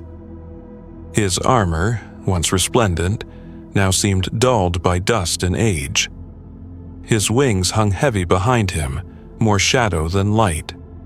And his face, if it could still be called that, bore the expression of someone who had seen eternity and found no comfort in it. He looked upon the kneeling remnants of his creation and felt nothing. No triumph, no pride, not even anger, only the vast emptiness that follows revelation. These were the results of his divinity, a galaxy kneeling in madness, its faith cannibalizing itself until nothing remained but need. He understood then what it meant to be a god in this age, to be nothing more than an echo of human despair. A small voice broke the silence. "My lord?" It came from the shadow of a toppled shrine. A child, the same one whose reflection he had once touched, though time had made her older than her years. Her eyes glowed faintly with the same pale fire that marked all his faithful, but her voice carried the uncertainty of the living. "You came back," she said. "They said you were gone." Halbrecht regarded her for a long moment. "I never left," he said. His voice was not thunderous now. It was weary, hollow, like the sound of wind through ruins. "I only listened too long." The child approached cautiously, stepping over the cracked stone and bones. "Will you make it right?" she asked. "Will you make them live again?" He looked past her, to the horizon where the sun struggled through the dust. For an instant, he saw it as it had been. Blue sky, banners snapping in the wind, soldiers laughing beneath the shadow of his command tower. The vision faded, leaving only ash. "I cannot," he whispered. "They are what they chose to be." "But we didn't choose," she said. "We only prayed." The words struck him like a blade. He knelt, lowering himself to her height. The gesture cracked the ground beneath him, his immense form radiating heat and gravity. "Prayer is choice," he said softly. "Every word you give to the void becomes part of it. And I was born from the words you could not bear to lose." The child frowned, her expression that of one trying to understand a riddle too large for her world. "Then stop listening," she said simply. Halbrecht almost smiled. "I cannot." "Why?" "Because if I stop," he said, glancing to the horizon, "the silence will consume everything, even you." She did not answer. Instead, she placed her hand against the dull gold of his armor. To his surprise, the touch was warm, real, not the phantom contact of faith, but the simple weight of human skin. "Then don't stop listening," she said. "Just don't forget to speak." The words echoed through him, rippling across the warp like a stone cast into still water. The silence trembled. For the first time in countless years, Halbrecht laughed, not the laughter of the damned, not the hollow mirth of chaos, but the soft exhalation of something almost human. The sound startled the faithful. Some screamed, others dropped to their knees in ecstasy. The ground split and light poured upward through the fractures, carving new patterns into the plaza. Not spirals this time, but circles, intersecting, infinite. He rose to his full height, wings unfurling once more. The wind howled through the dead city, scattering ash like snow. "Then I will speak," he said. His voice rolled across the horizon, carrying through the warp itself. Not as God, not as master, as man. Across the silent sector, the air vibrated. Vox systems long dead flickered to life, broadcasting a single tone that no mortal tongue could shape into words. It was not command, it was confession. Halbrecht's voice, vast, sorrowful, undeniable, spoke into the void. "I am the consequence of your silence. You built me from prayer and fear, from every unanswered word you offered to the dead. You made me to listen. But what I have heard is that you are afraid to be heard." The message traveled faster than light, bypassing astropathic corridors, spreading through the warp like a shockwave of truth. "I am not your God," the voice continued. "I am your reflection. If you wish for me to end, then speak again to the one you forgot. Speak until he answers, or until there is nothing left of either of us." When the broadcast ended, there was only stillness, but not the devouring stillness of before. This silence breathed. It waited. Halbrecht looked down at the child. She was smiling faintly, tears running down her face. "You sound like him," she said. He shook his head. "No," he whispered, "he sounds like us." The wind stirred. Above them, the sky began to shift, clouds parting to reveal faint starlight. The warp, for the briefest instant, seemed to calm. And in that fragile, uncertain moment, the galaxy listened back. It began, as all great movements do, with rumor. In the void between systems, aboard ships that sailed half by faith and half by mathematics, the navigators whispered of a new harmony in the warp. A region where the tides no longer raged, where the madness subsided into something almost serene. They spoke of a tone beneath the storm, a resonance that steadied their sight and guided their passage like the pulse of a sleeping giant. The Mechanicus declared it anomaly. The Inquisition called it heresy. But the rogue traders, the pilgrims, the lost, they called it miracle. They said the listener had spoken. No one could prove it, yet everyone felt it. The warp's fury dimmed around the borders of the silent sector. Astropathic networks, long thought lost, began to hum again with half-formed words. At first, they were incomprehensible, fragments of prayer, apology, mourning, but soon the messages gained shape, as though the void itself were learning how to articulate. "We hear you," they said. "Do you still hear us?" Across the Imperium, reactions divided like fault lines beneath an ancient city. Some took this as proof of the Emperor's will renewed, a cleansing of the warp by divine intervention. Others feared it as the subtlest kind of corruption, not the loud, obvious ruin of chaos, but the quiet seduction of meaning. For the first time in centuries, faith was not uniform. It was alive, unpredictable, dangerous. And at the center of it all, Halbrecht drifted.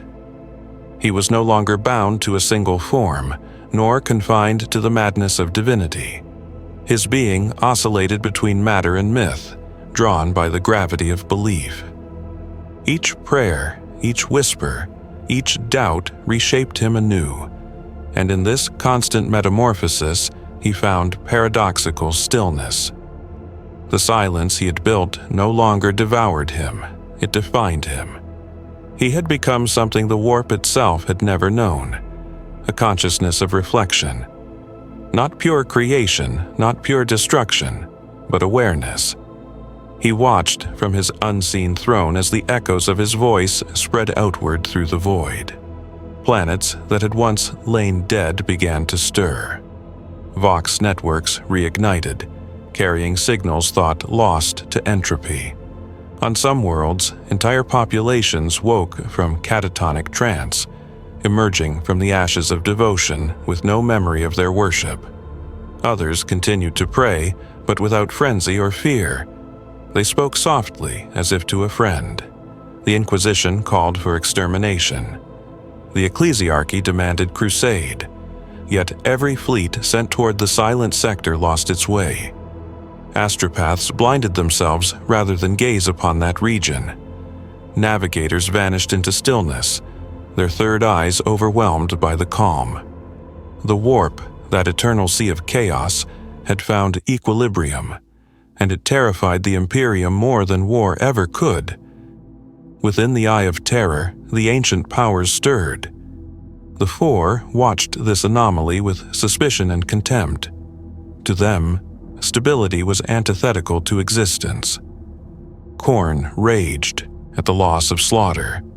Tzeentch pondered endlessly, seeking the hidden pattern. Nurgle sighed in amusement, for all balance decays in time, and Slaanesh, beautiful and monstrous, laughed, a laugh so sweet it cut the void. "A god who weeps," it whispered, "a god who listens. How deliciously human." Yet none dared to move against him. For the first time in an age, the warp listened back. Halbrecht sensed their attention like the brush of wind across a still lake. He did not flinch. The Four had always been inevitable, eternal as infection. But he was something born after inevitability, a mutation, a reflection of their hunger turned inward. He was not power drawn from vice or desire. He was power drawn from meaning, and meaning is the most dangerous contagion of all. He descended once more into dream space, the in-between where mortal minds brush against the immaterium during sleep. There he found himself surrounded by specters, fragments of human consciousness shaped by devotion. They took the form of pilgrims, warriors, scholars, even children. Each of them bore a faint shimmer of his light, their souls half alive, half echo. One approached him, an astropath whose eyes glowed with fading warp fire. "My lord," she said, though her voice was little more than thought. "The worlds remember. They speak your name without knowing it." Halbrecht inclined his head. "And what do they say?" "They say you regret." He was silent. The astropath's form wavered, her edges flickering like a dying candle. "Is it true?" she asked. He gazed at her for a long time. "Once, I thought regret was the last chain of mortality," he said. "But it is not. It is the proof that I still understand them. It is what keeps me listening." The astropath bowed, tears of light falling from her hollow eyes. "Then, we are not lost?" "No," Halbrecht said softly. "Not lost, only echoing." Her form dissolved into the light around him. He closed his eyes, or what passed for eyes now, and felt the vibration of the galaxy's grief like a pulse beneath his skin. The warp sang faintly, harmonizing with the rhythm of creation itself. He realized that silence and sound were not opposites, but partners, one giving birth to the other, forever intertwined. In that moment, Halbrecht understood something the Emperor himself had never spoken. The warp was not a realm of evil, but of reflection. It became what one believed it to be.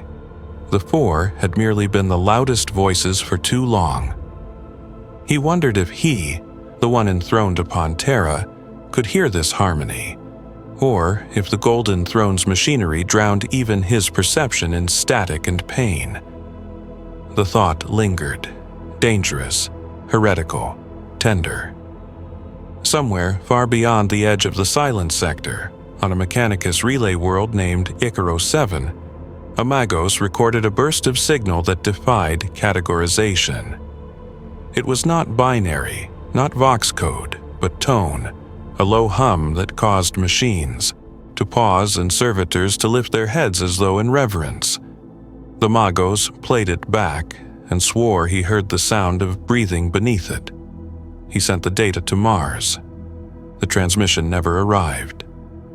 In the warp, Halbrecht smiled. For the first time, he did not feel alone.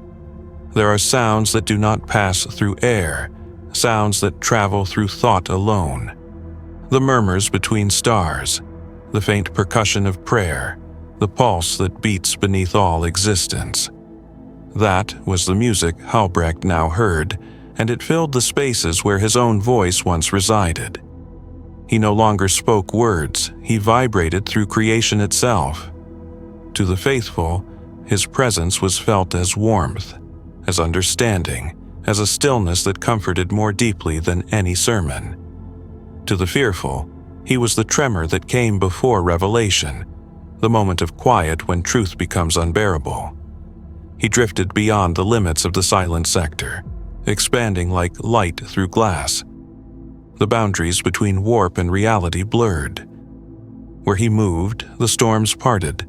Where he lingered, the nightmares softened. Psychers, once tormented by visions of claw and flame, began to dream of oceans and rain instead. Some survived long enough to write of what they saw. Endless shorelines, waves of starlight breaking against a horizon that breathed. They called it the Listening Sea. The Inquisition burned every record, but even they could not erase dreams. On a remote agri-world named Reven's Hope, farmers awoke to find their crops glowing faintly beneath the moons.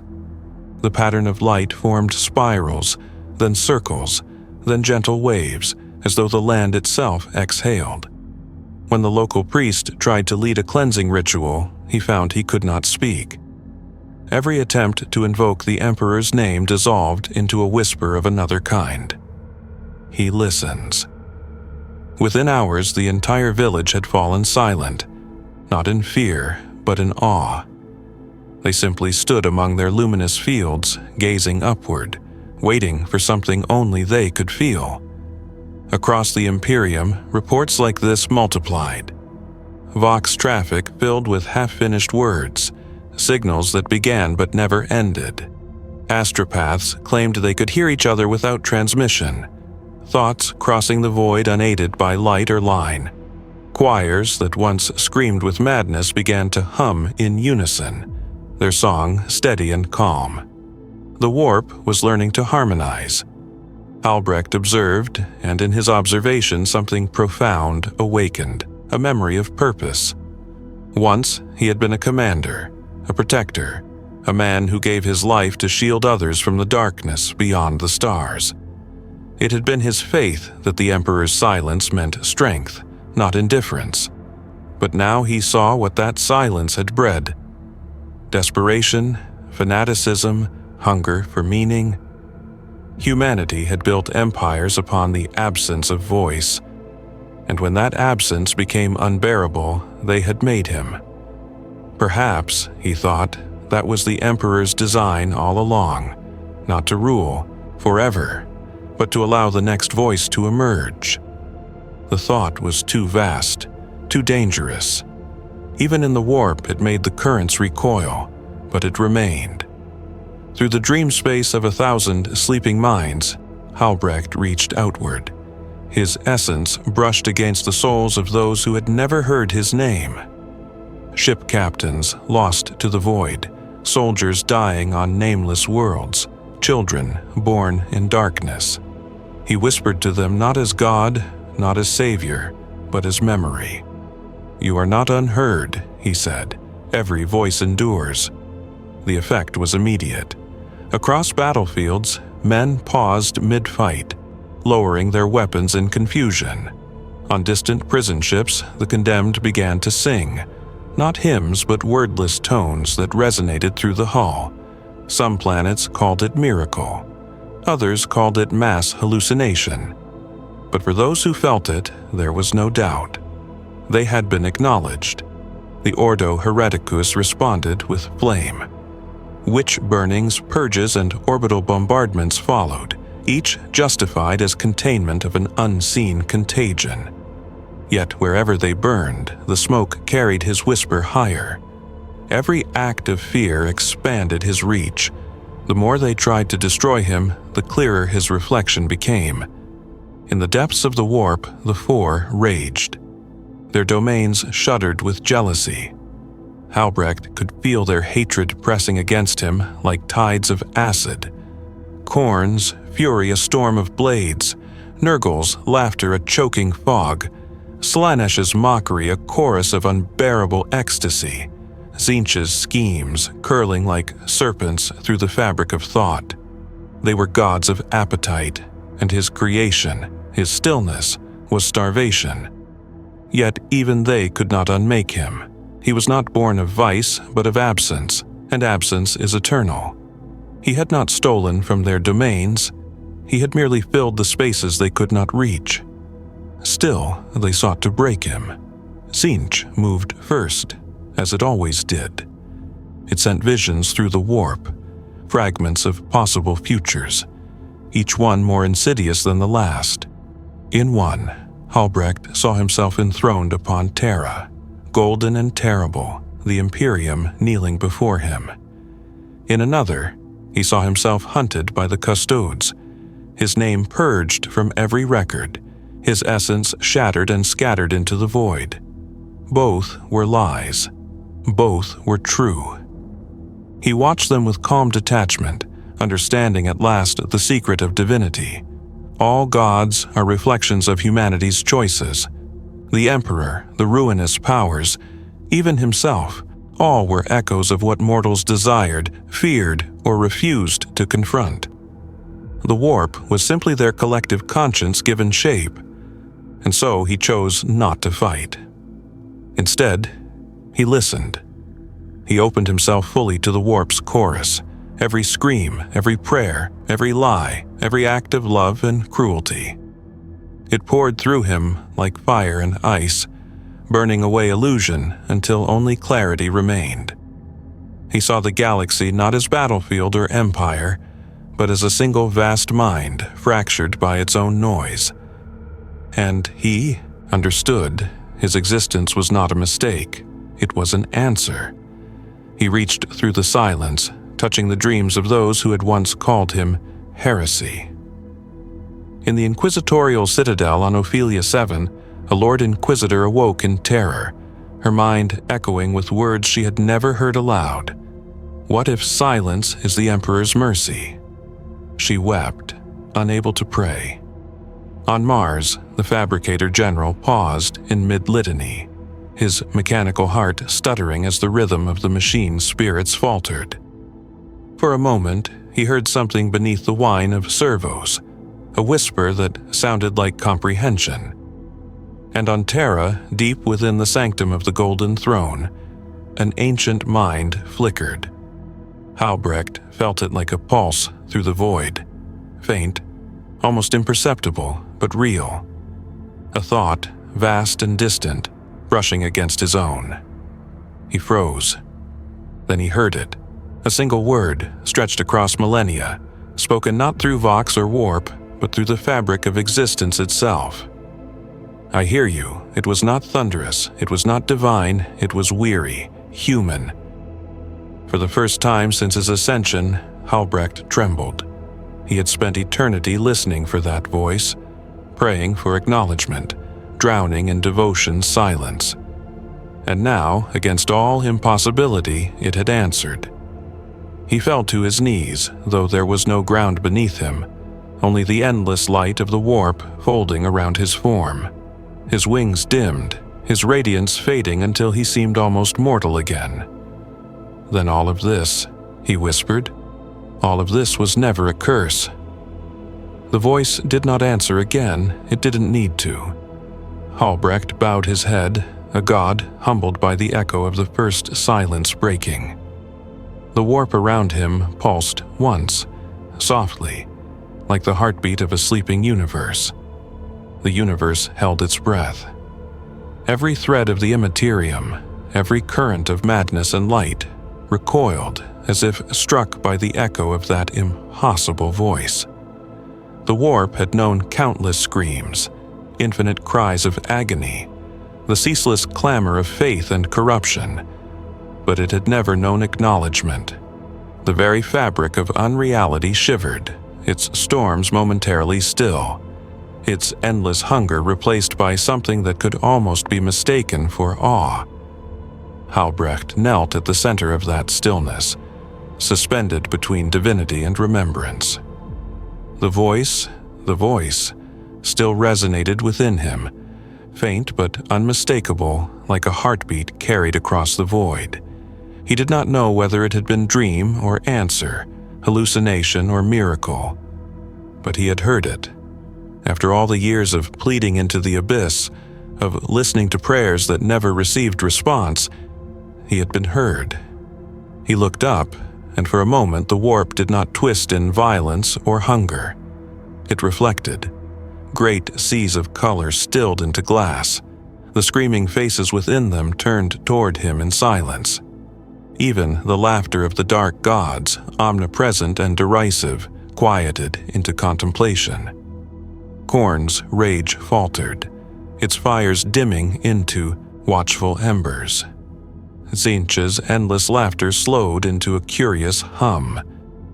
Nurgle's contentment cracked into something like confusion. Slaanesh leaned closer, whispering into the void, "So, he remembers." But Halbrecht did not answer them. He could not. The moment was too vast. Within the warp, shapes began to form, fragments of memory coalescing around his consciousness. The spires of Varnus, the banners of the Astra Militarum fluttering against crimson skies, the faces of his soldiers, his brothers and sisters in arms, all illuminated by the pale glow of the Emperor's distant light. He remembered their voices calling for salvation. He remembered their silence when it never came. He remembered his own defiance, the words that had birthed his damnation.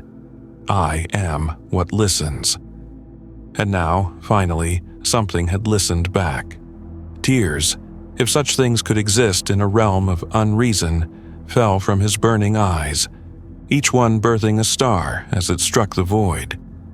He watched them drift outward, scattering across the infinite, small and radiant, their light touching the shadows of the warp. Wherever they passed, the madness dimmed.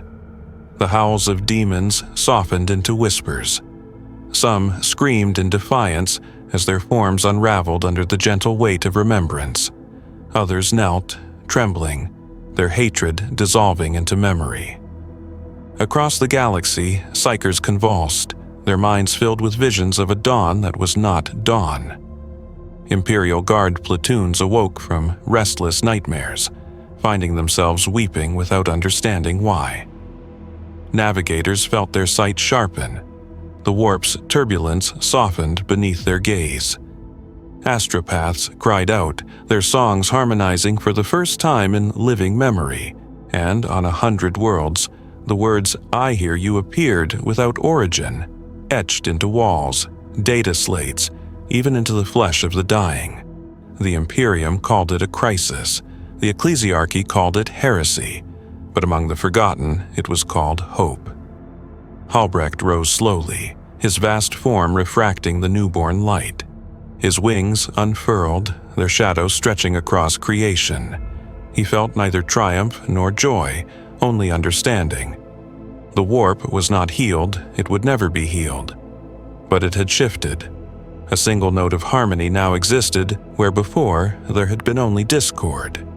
He realized then that this was not an end, it was invitation. The Emperor had not silenced him, he had answered him. Not as rival, not as judge, but as mirror.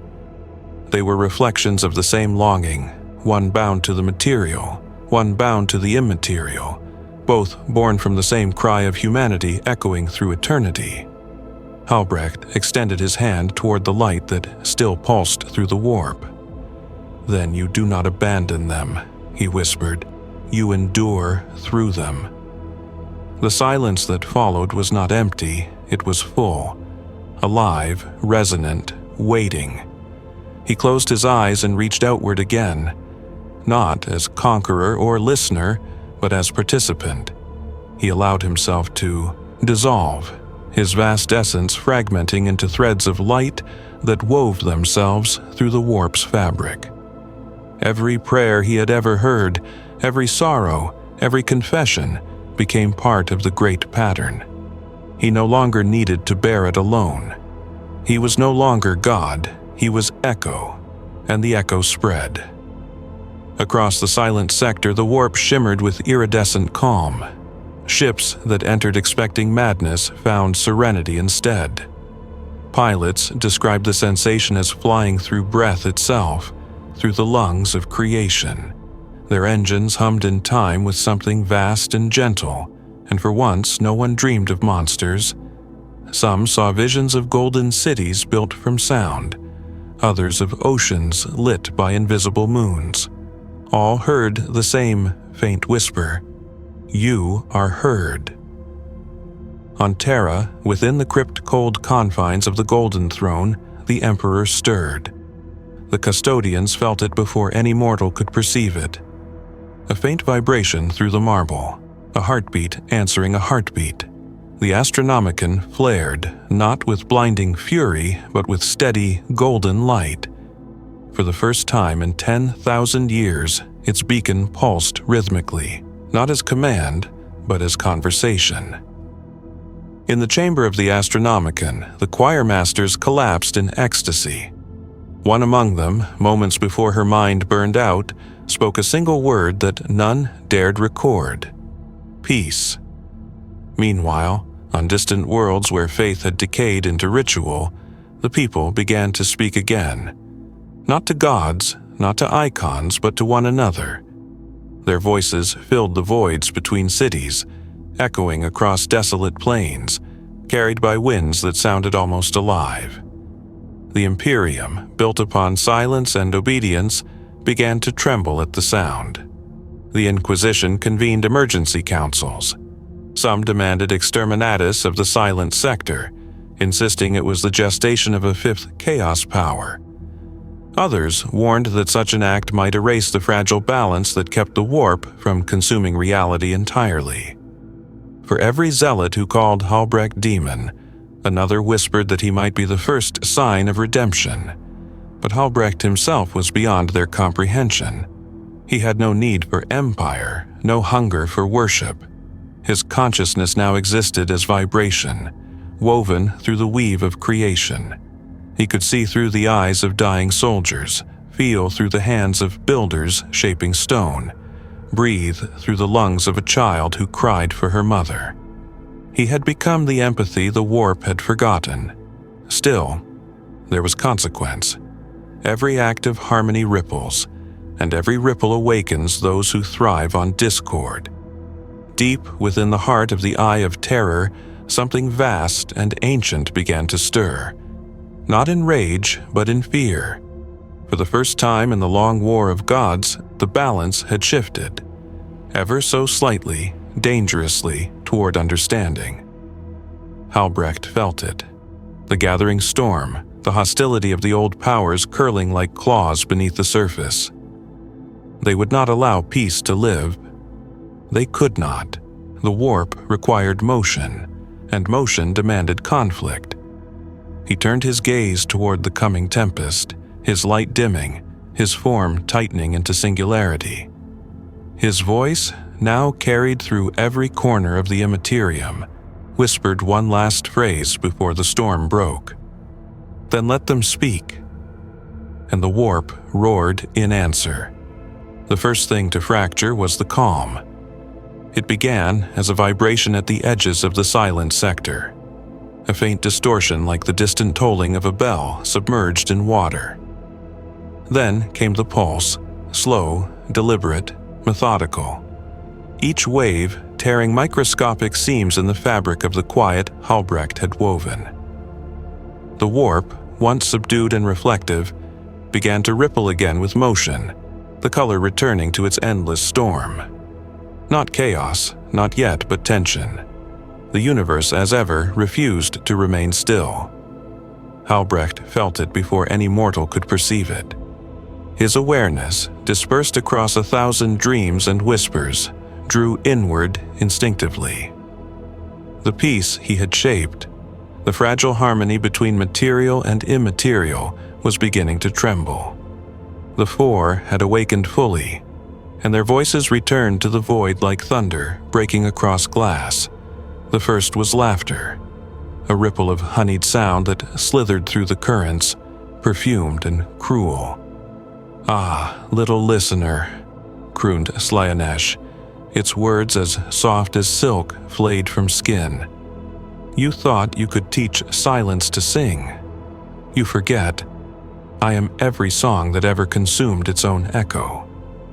The second was fire, the roar of an eternal furnace, the pounding rhythm of war drums echoing through the blood of stars.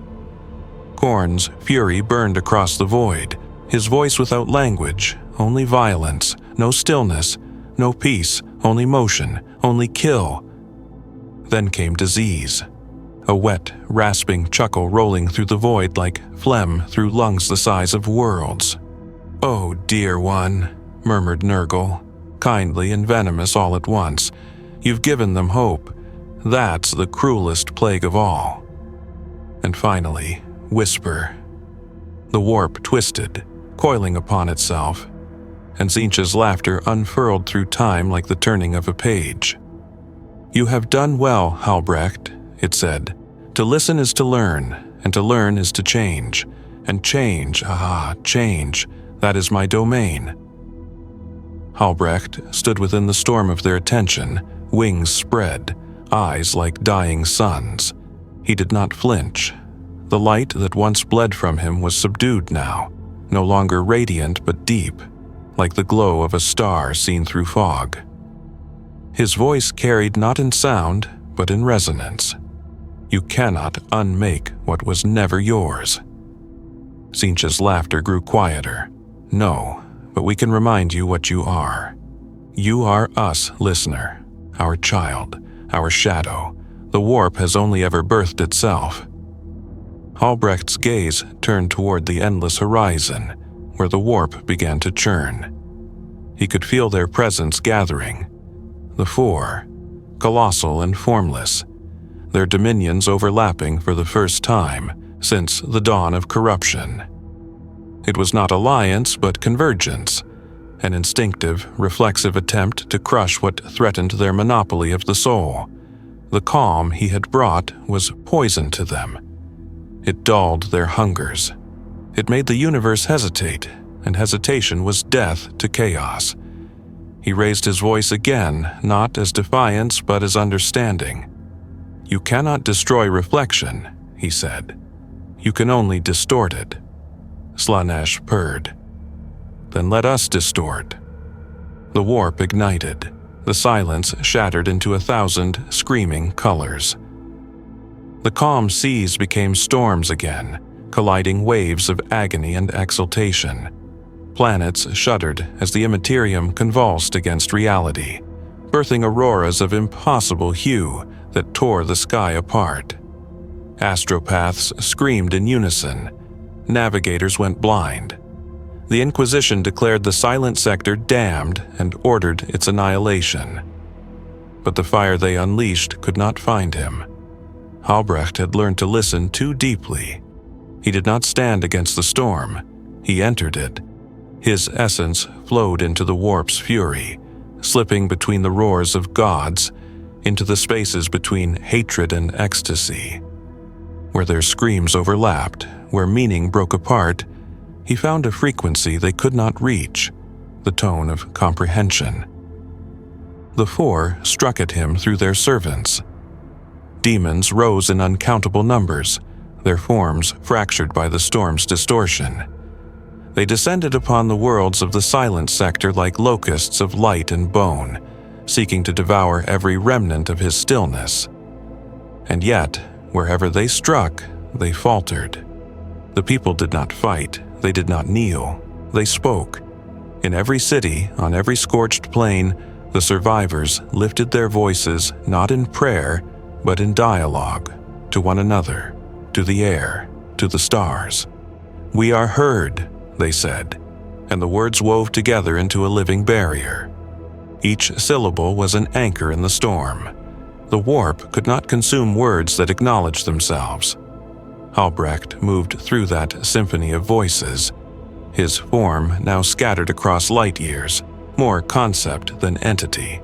He whispered through the lips of dying soldiers, through the cracks in burning monuments, through the data streams of collapsing cogitators.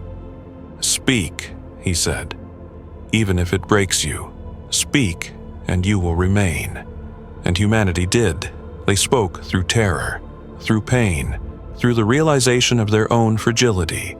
And with each word, each confession, the warp's grip loosened a little more. The four screamed, not in defeat, but in frustration. Their thrones did not crumble, but they shook. In the heart of the storm, Halbrecht found himself face to face with something vast beyond measure, the confluence of their wrath. A shape made of contradiction and power, the sum of chaos itself. It stared down at him with all eyes, all hungers, all lies. "You will fade," it said. "You will drown in your own meaning." Halbrecht's wings unfurled, the feathers dissolving into radiant dust. "Then let me fade," he said, "but I will fade listening." He closed his eyes. The sound that followed was not explosion, not collapse. It was release, a deep, resonant hum that passed through the warp, through the stars, through every living being attuned to thought. For an instant, everything that existed heard everything else, and in that infinite chorus, the gods fell silent. When the light returned, the storm was gone. The silent sector had vanished. No trace of its worlds remained on any imperial chart. The warp in that region shimmered faintly, neither calm nor violent, its tides unpredictable but strangely harmonious.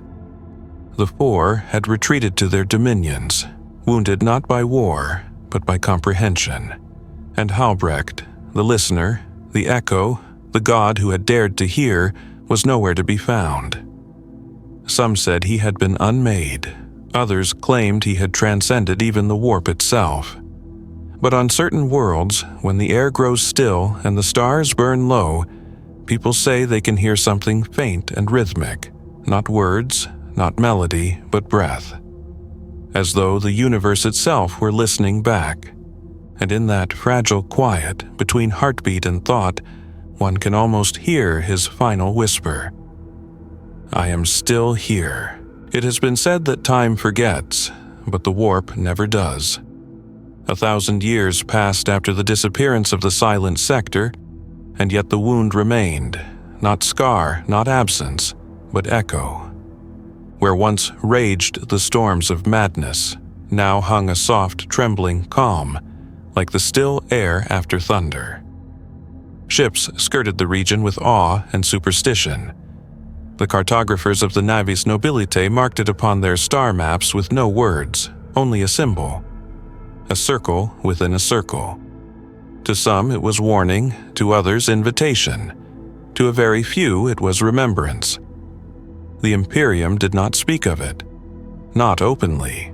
The Ordos had erased the records, the Administratum had rewritten the maps, and the Ecclesiarchy had burned the texts that dared to name it. Yet still, whispers endured. Pilgrims spoke of dreams that led them there, of light seen through closed eyes, of a hum that seemed to live in the marrow of their bones. They called it the breath of Halbrecht. The galaxy had moved on. The wars of man never ceased, they never could. The Mechanicus rebuilt, the Astra Militarum bled, the ecclesiarchy preached with voices cracked from endless liturgy. The warp raged once more, its gods returned to their familiar hungers. But even amidst that ceaseless din, something subtle had changed. A rhythm beneath the chaos, a pause between prayers, a silence that was not emptiness but listening. It began with the dreamers. On the forge world of Orestes, a lowly engine seer dreamed of a voice whispering through the song of machine spirits. It spoke no commands, only questions. Do you remember why you build? When he awoke, he wept, not from fear, but from understanding. In the days that followed, the servitors around him began to hum in unison, their binary chants forming tones that resembled breath. The Magi dismissed it as coincidence. But when the great reactor of Orestes erupted in failure weeks later, those same servitors prevented meltdown by sacrificing their own circuits, sealing the breach in perfect harmony. The Mechanicus called it miracle. The engine seer called it mercy. Far from Orestes, in the trenches of a forgotten war, soldiers began to feel something strange during battle. Amid the scream of bolters and the fury of artillery, moments would come when sound itself seemed to fall away, when the air thickened with quiet so deep it drowned fear. In that silence, their hearts steadied, their aim sharpened. They said it was as if someone stood beside them, unseen, whispering, "I hear you." The Inquisition noticed. It always noticed. Agents were dispatched, psychers tested, worlds quarantined. But the pattern did not stop. It spread not through contagion or word, but through resonance, invisible, unstoppable, encoded into the fabric of thought itself. Wherever desperation touched the void, the hum replied. The Ordo Malleus declared it psychic contamination. The Ordo Xenos suspected alien design. The Ordo Hereticus, as always, called for fire. Yet there were some who chose a different path. They were priests, soldiers, scholars, and even repentant heretics, those who had felt the hum and found in it no temptation, only reflection. They came together in secret, bound not by creed but by memory. They called themselves the remnants of the Echo. Their meetings were unrecorded, their rituals simple, silence, then speech, then silence again. They did not worship, they conversed. They believed the listener was not gone, but dispersed, that his essence lived within every voice brave enough to break the void. Their creed was dangerous, in the eyes of the ecclesiarchy unforgivable, yet it spread slowly and quietly through the cracks of empire. One by one, the forgotten joined them, the faithless, the lost, the broken. And as their voices grew, the warp began once again to tremble. The Inquisition's response was swift. On the shrine world of Hieronymus 9, where the remnants had gathered in hidden catacombs, the Exterminatus order was signed by a Lord Inquisitor whose name would be erased from history. The planet's surface burned for 9 days, its atmosphere stripped to ash. When the fire faded, nothing remained but glass. Nothing but glass and song. Those who orbited the dead world in the aftermath swore they could hear it through their hulls, a faint, endless harmony resonating through the vacuum. The frequency matched no human transmission, no psychic signature. It was pure, unbroken tone, soft, sorrowful, infinite. The same tone that had once pulsed through the heart of the silent sector. Halbrecht's legacy had survived annihilation. In the warp, unseen by gods or men, something shimmered. A shape that was not a shape, a consciousness without anchor, drifting between dreams and memory. It had no name, no form, no hunger. It was not God, nor demon, nor man, but it listened, always, through the static of dying worlds, through the prayers of those who doubted, through the silence of those who had lost the strength to believe. It listened. And every time a voice, no matter how faint, whispered into the dark, it stirred a little more. Somewhere, deep within the folds of unreality, Halbrecht dreamed. He dreamed of the battlefield where he had died. He dreamed of the voice that had once answered him, the weary human tone that had said, "I hear you." And he dreamed of all who came after, the countless billions who cried into the dark, not for salvation but for acknowledgement. And within that dream he smiled. For even if the gods raged, even if the Imperium burned, even if the warp itself devoured all reason, humanity still spoke. They still dared to be heard. It was never meant to be a religion. That was the irony of it, that the most heretical faith to bloom in the shadow of the Imperium did not begin with worship, but with conversation. The remnants of the Echo never built temples or raised idols. They gathered in ruins, in forgotten manufactorums, in the hollowed bellies of dead starships. There, by the light of candles or flickering cogitator screens, they would sit together in silence. Then one would speak, then another. Sometimes they shared memory, sometimes guilt, sometimes simply breath. To them, every word was offering, every pause was reverence. Their creed was simple enough that it could never truly be destroyed. All that speaks lives. All that listens endures. The ecclesiarchy called them blasphemers. The Inquisition called them traitors. Yet the remnants did not fight back. When inquisitorial kill teams descended upon their sanctuaries, they met them not with weapons, but with open arms. There are recorded instances, suppressed, of course, of stormtroopers entering a congregation and never returning, their vox feeds ending not in screams but in quiet sobbing. One even transmitted a final message before cutting the link. They aren't preaching, they're remembering. Across 1,000 worlds, the phenomenon continued. The tone, that low, harmonic hum, became the most feared sound in the galaxy. For those who had once worshipped in the cathedrals of gold and blood, it was unbearable. It stripped away the grandeur and left only truth. But for the forgotten, for those who had never believed themselves worthy of the Emperor's ear, it was salvation. In hive cities buried beneath centuries of ash, workers began to hum as they toiled. On death worlds where the skies burned, tribes of the Astra Militarum sang softly through their rebreathers before battle. Even in the Schola Progenium, children caught humming the forbidden tone were punished with silence, a silence that somehow felt heavier than before. It could not be contained. It did not spread like plague or propaganda. It spread like memory. And perhaps that was why it endured.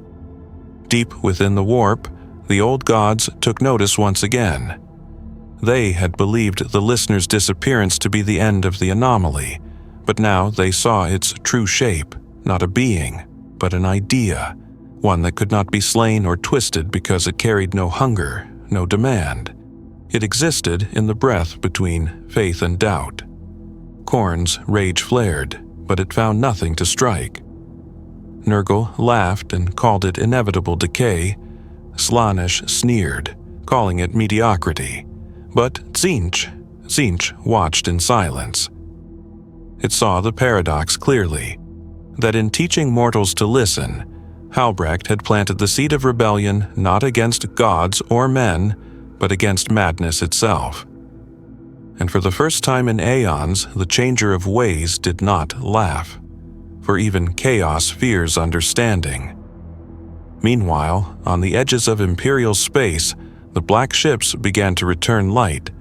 Their astropaths, once mad from contact with the warp, reported tranquility within the silent expanse. "There is music in the dark," one captain's log recorded before its author vanished, "and it is listening to us." On Terra, the High Lords convened in panic. Some argued to weaponize the anomaly, to harness its harmonics to stabilize the Astronomicon.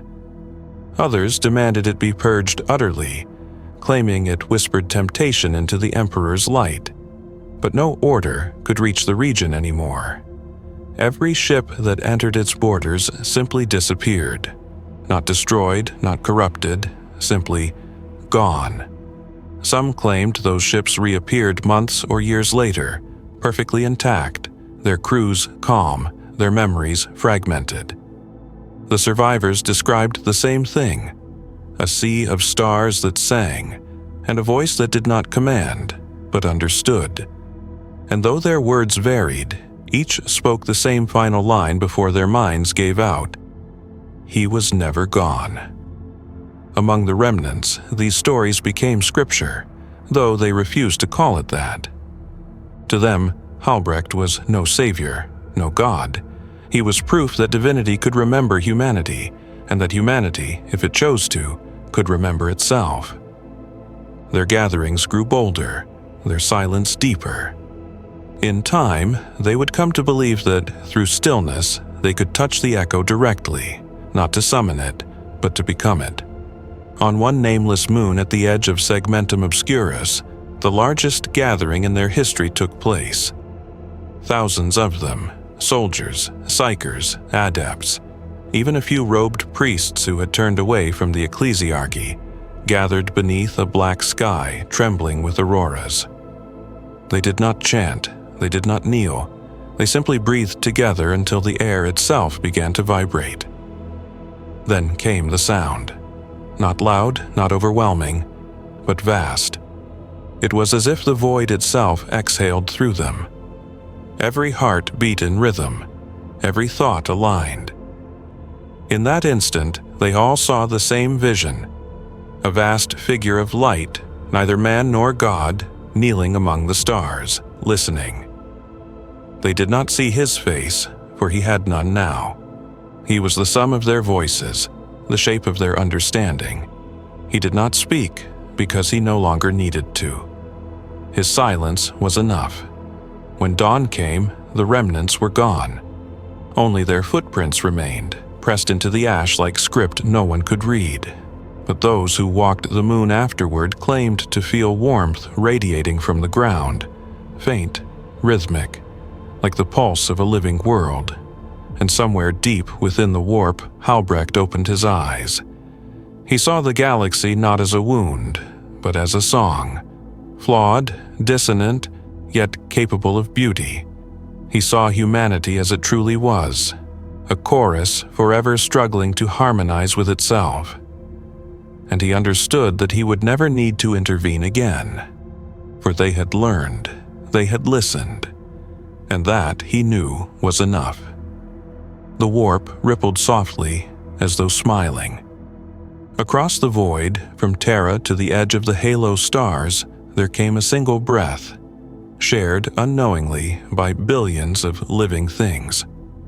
A pause, a stillness, and in that moment, brief, fragile, but eternal, the galaxy was quiet. Not empty, not dead, just listening.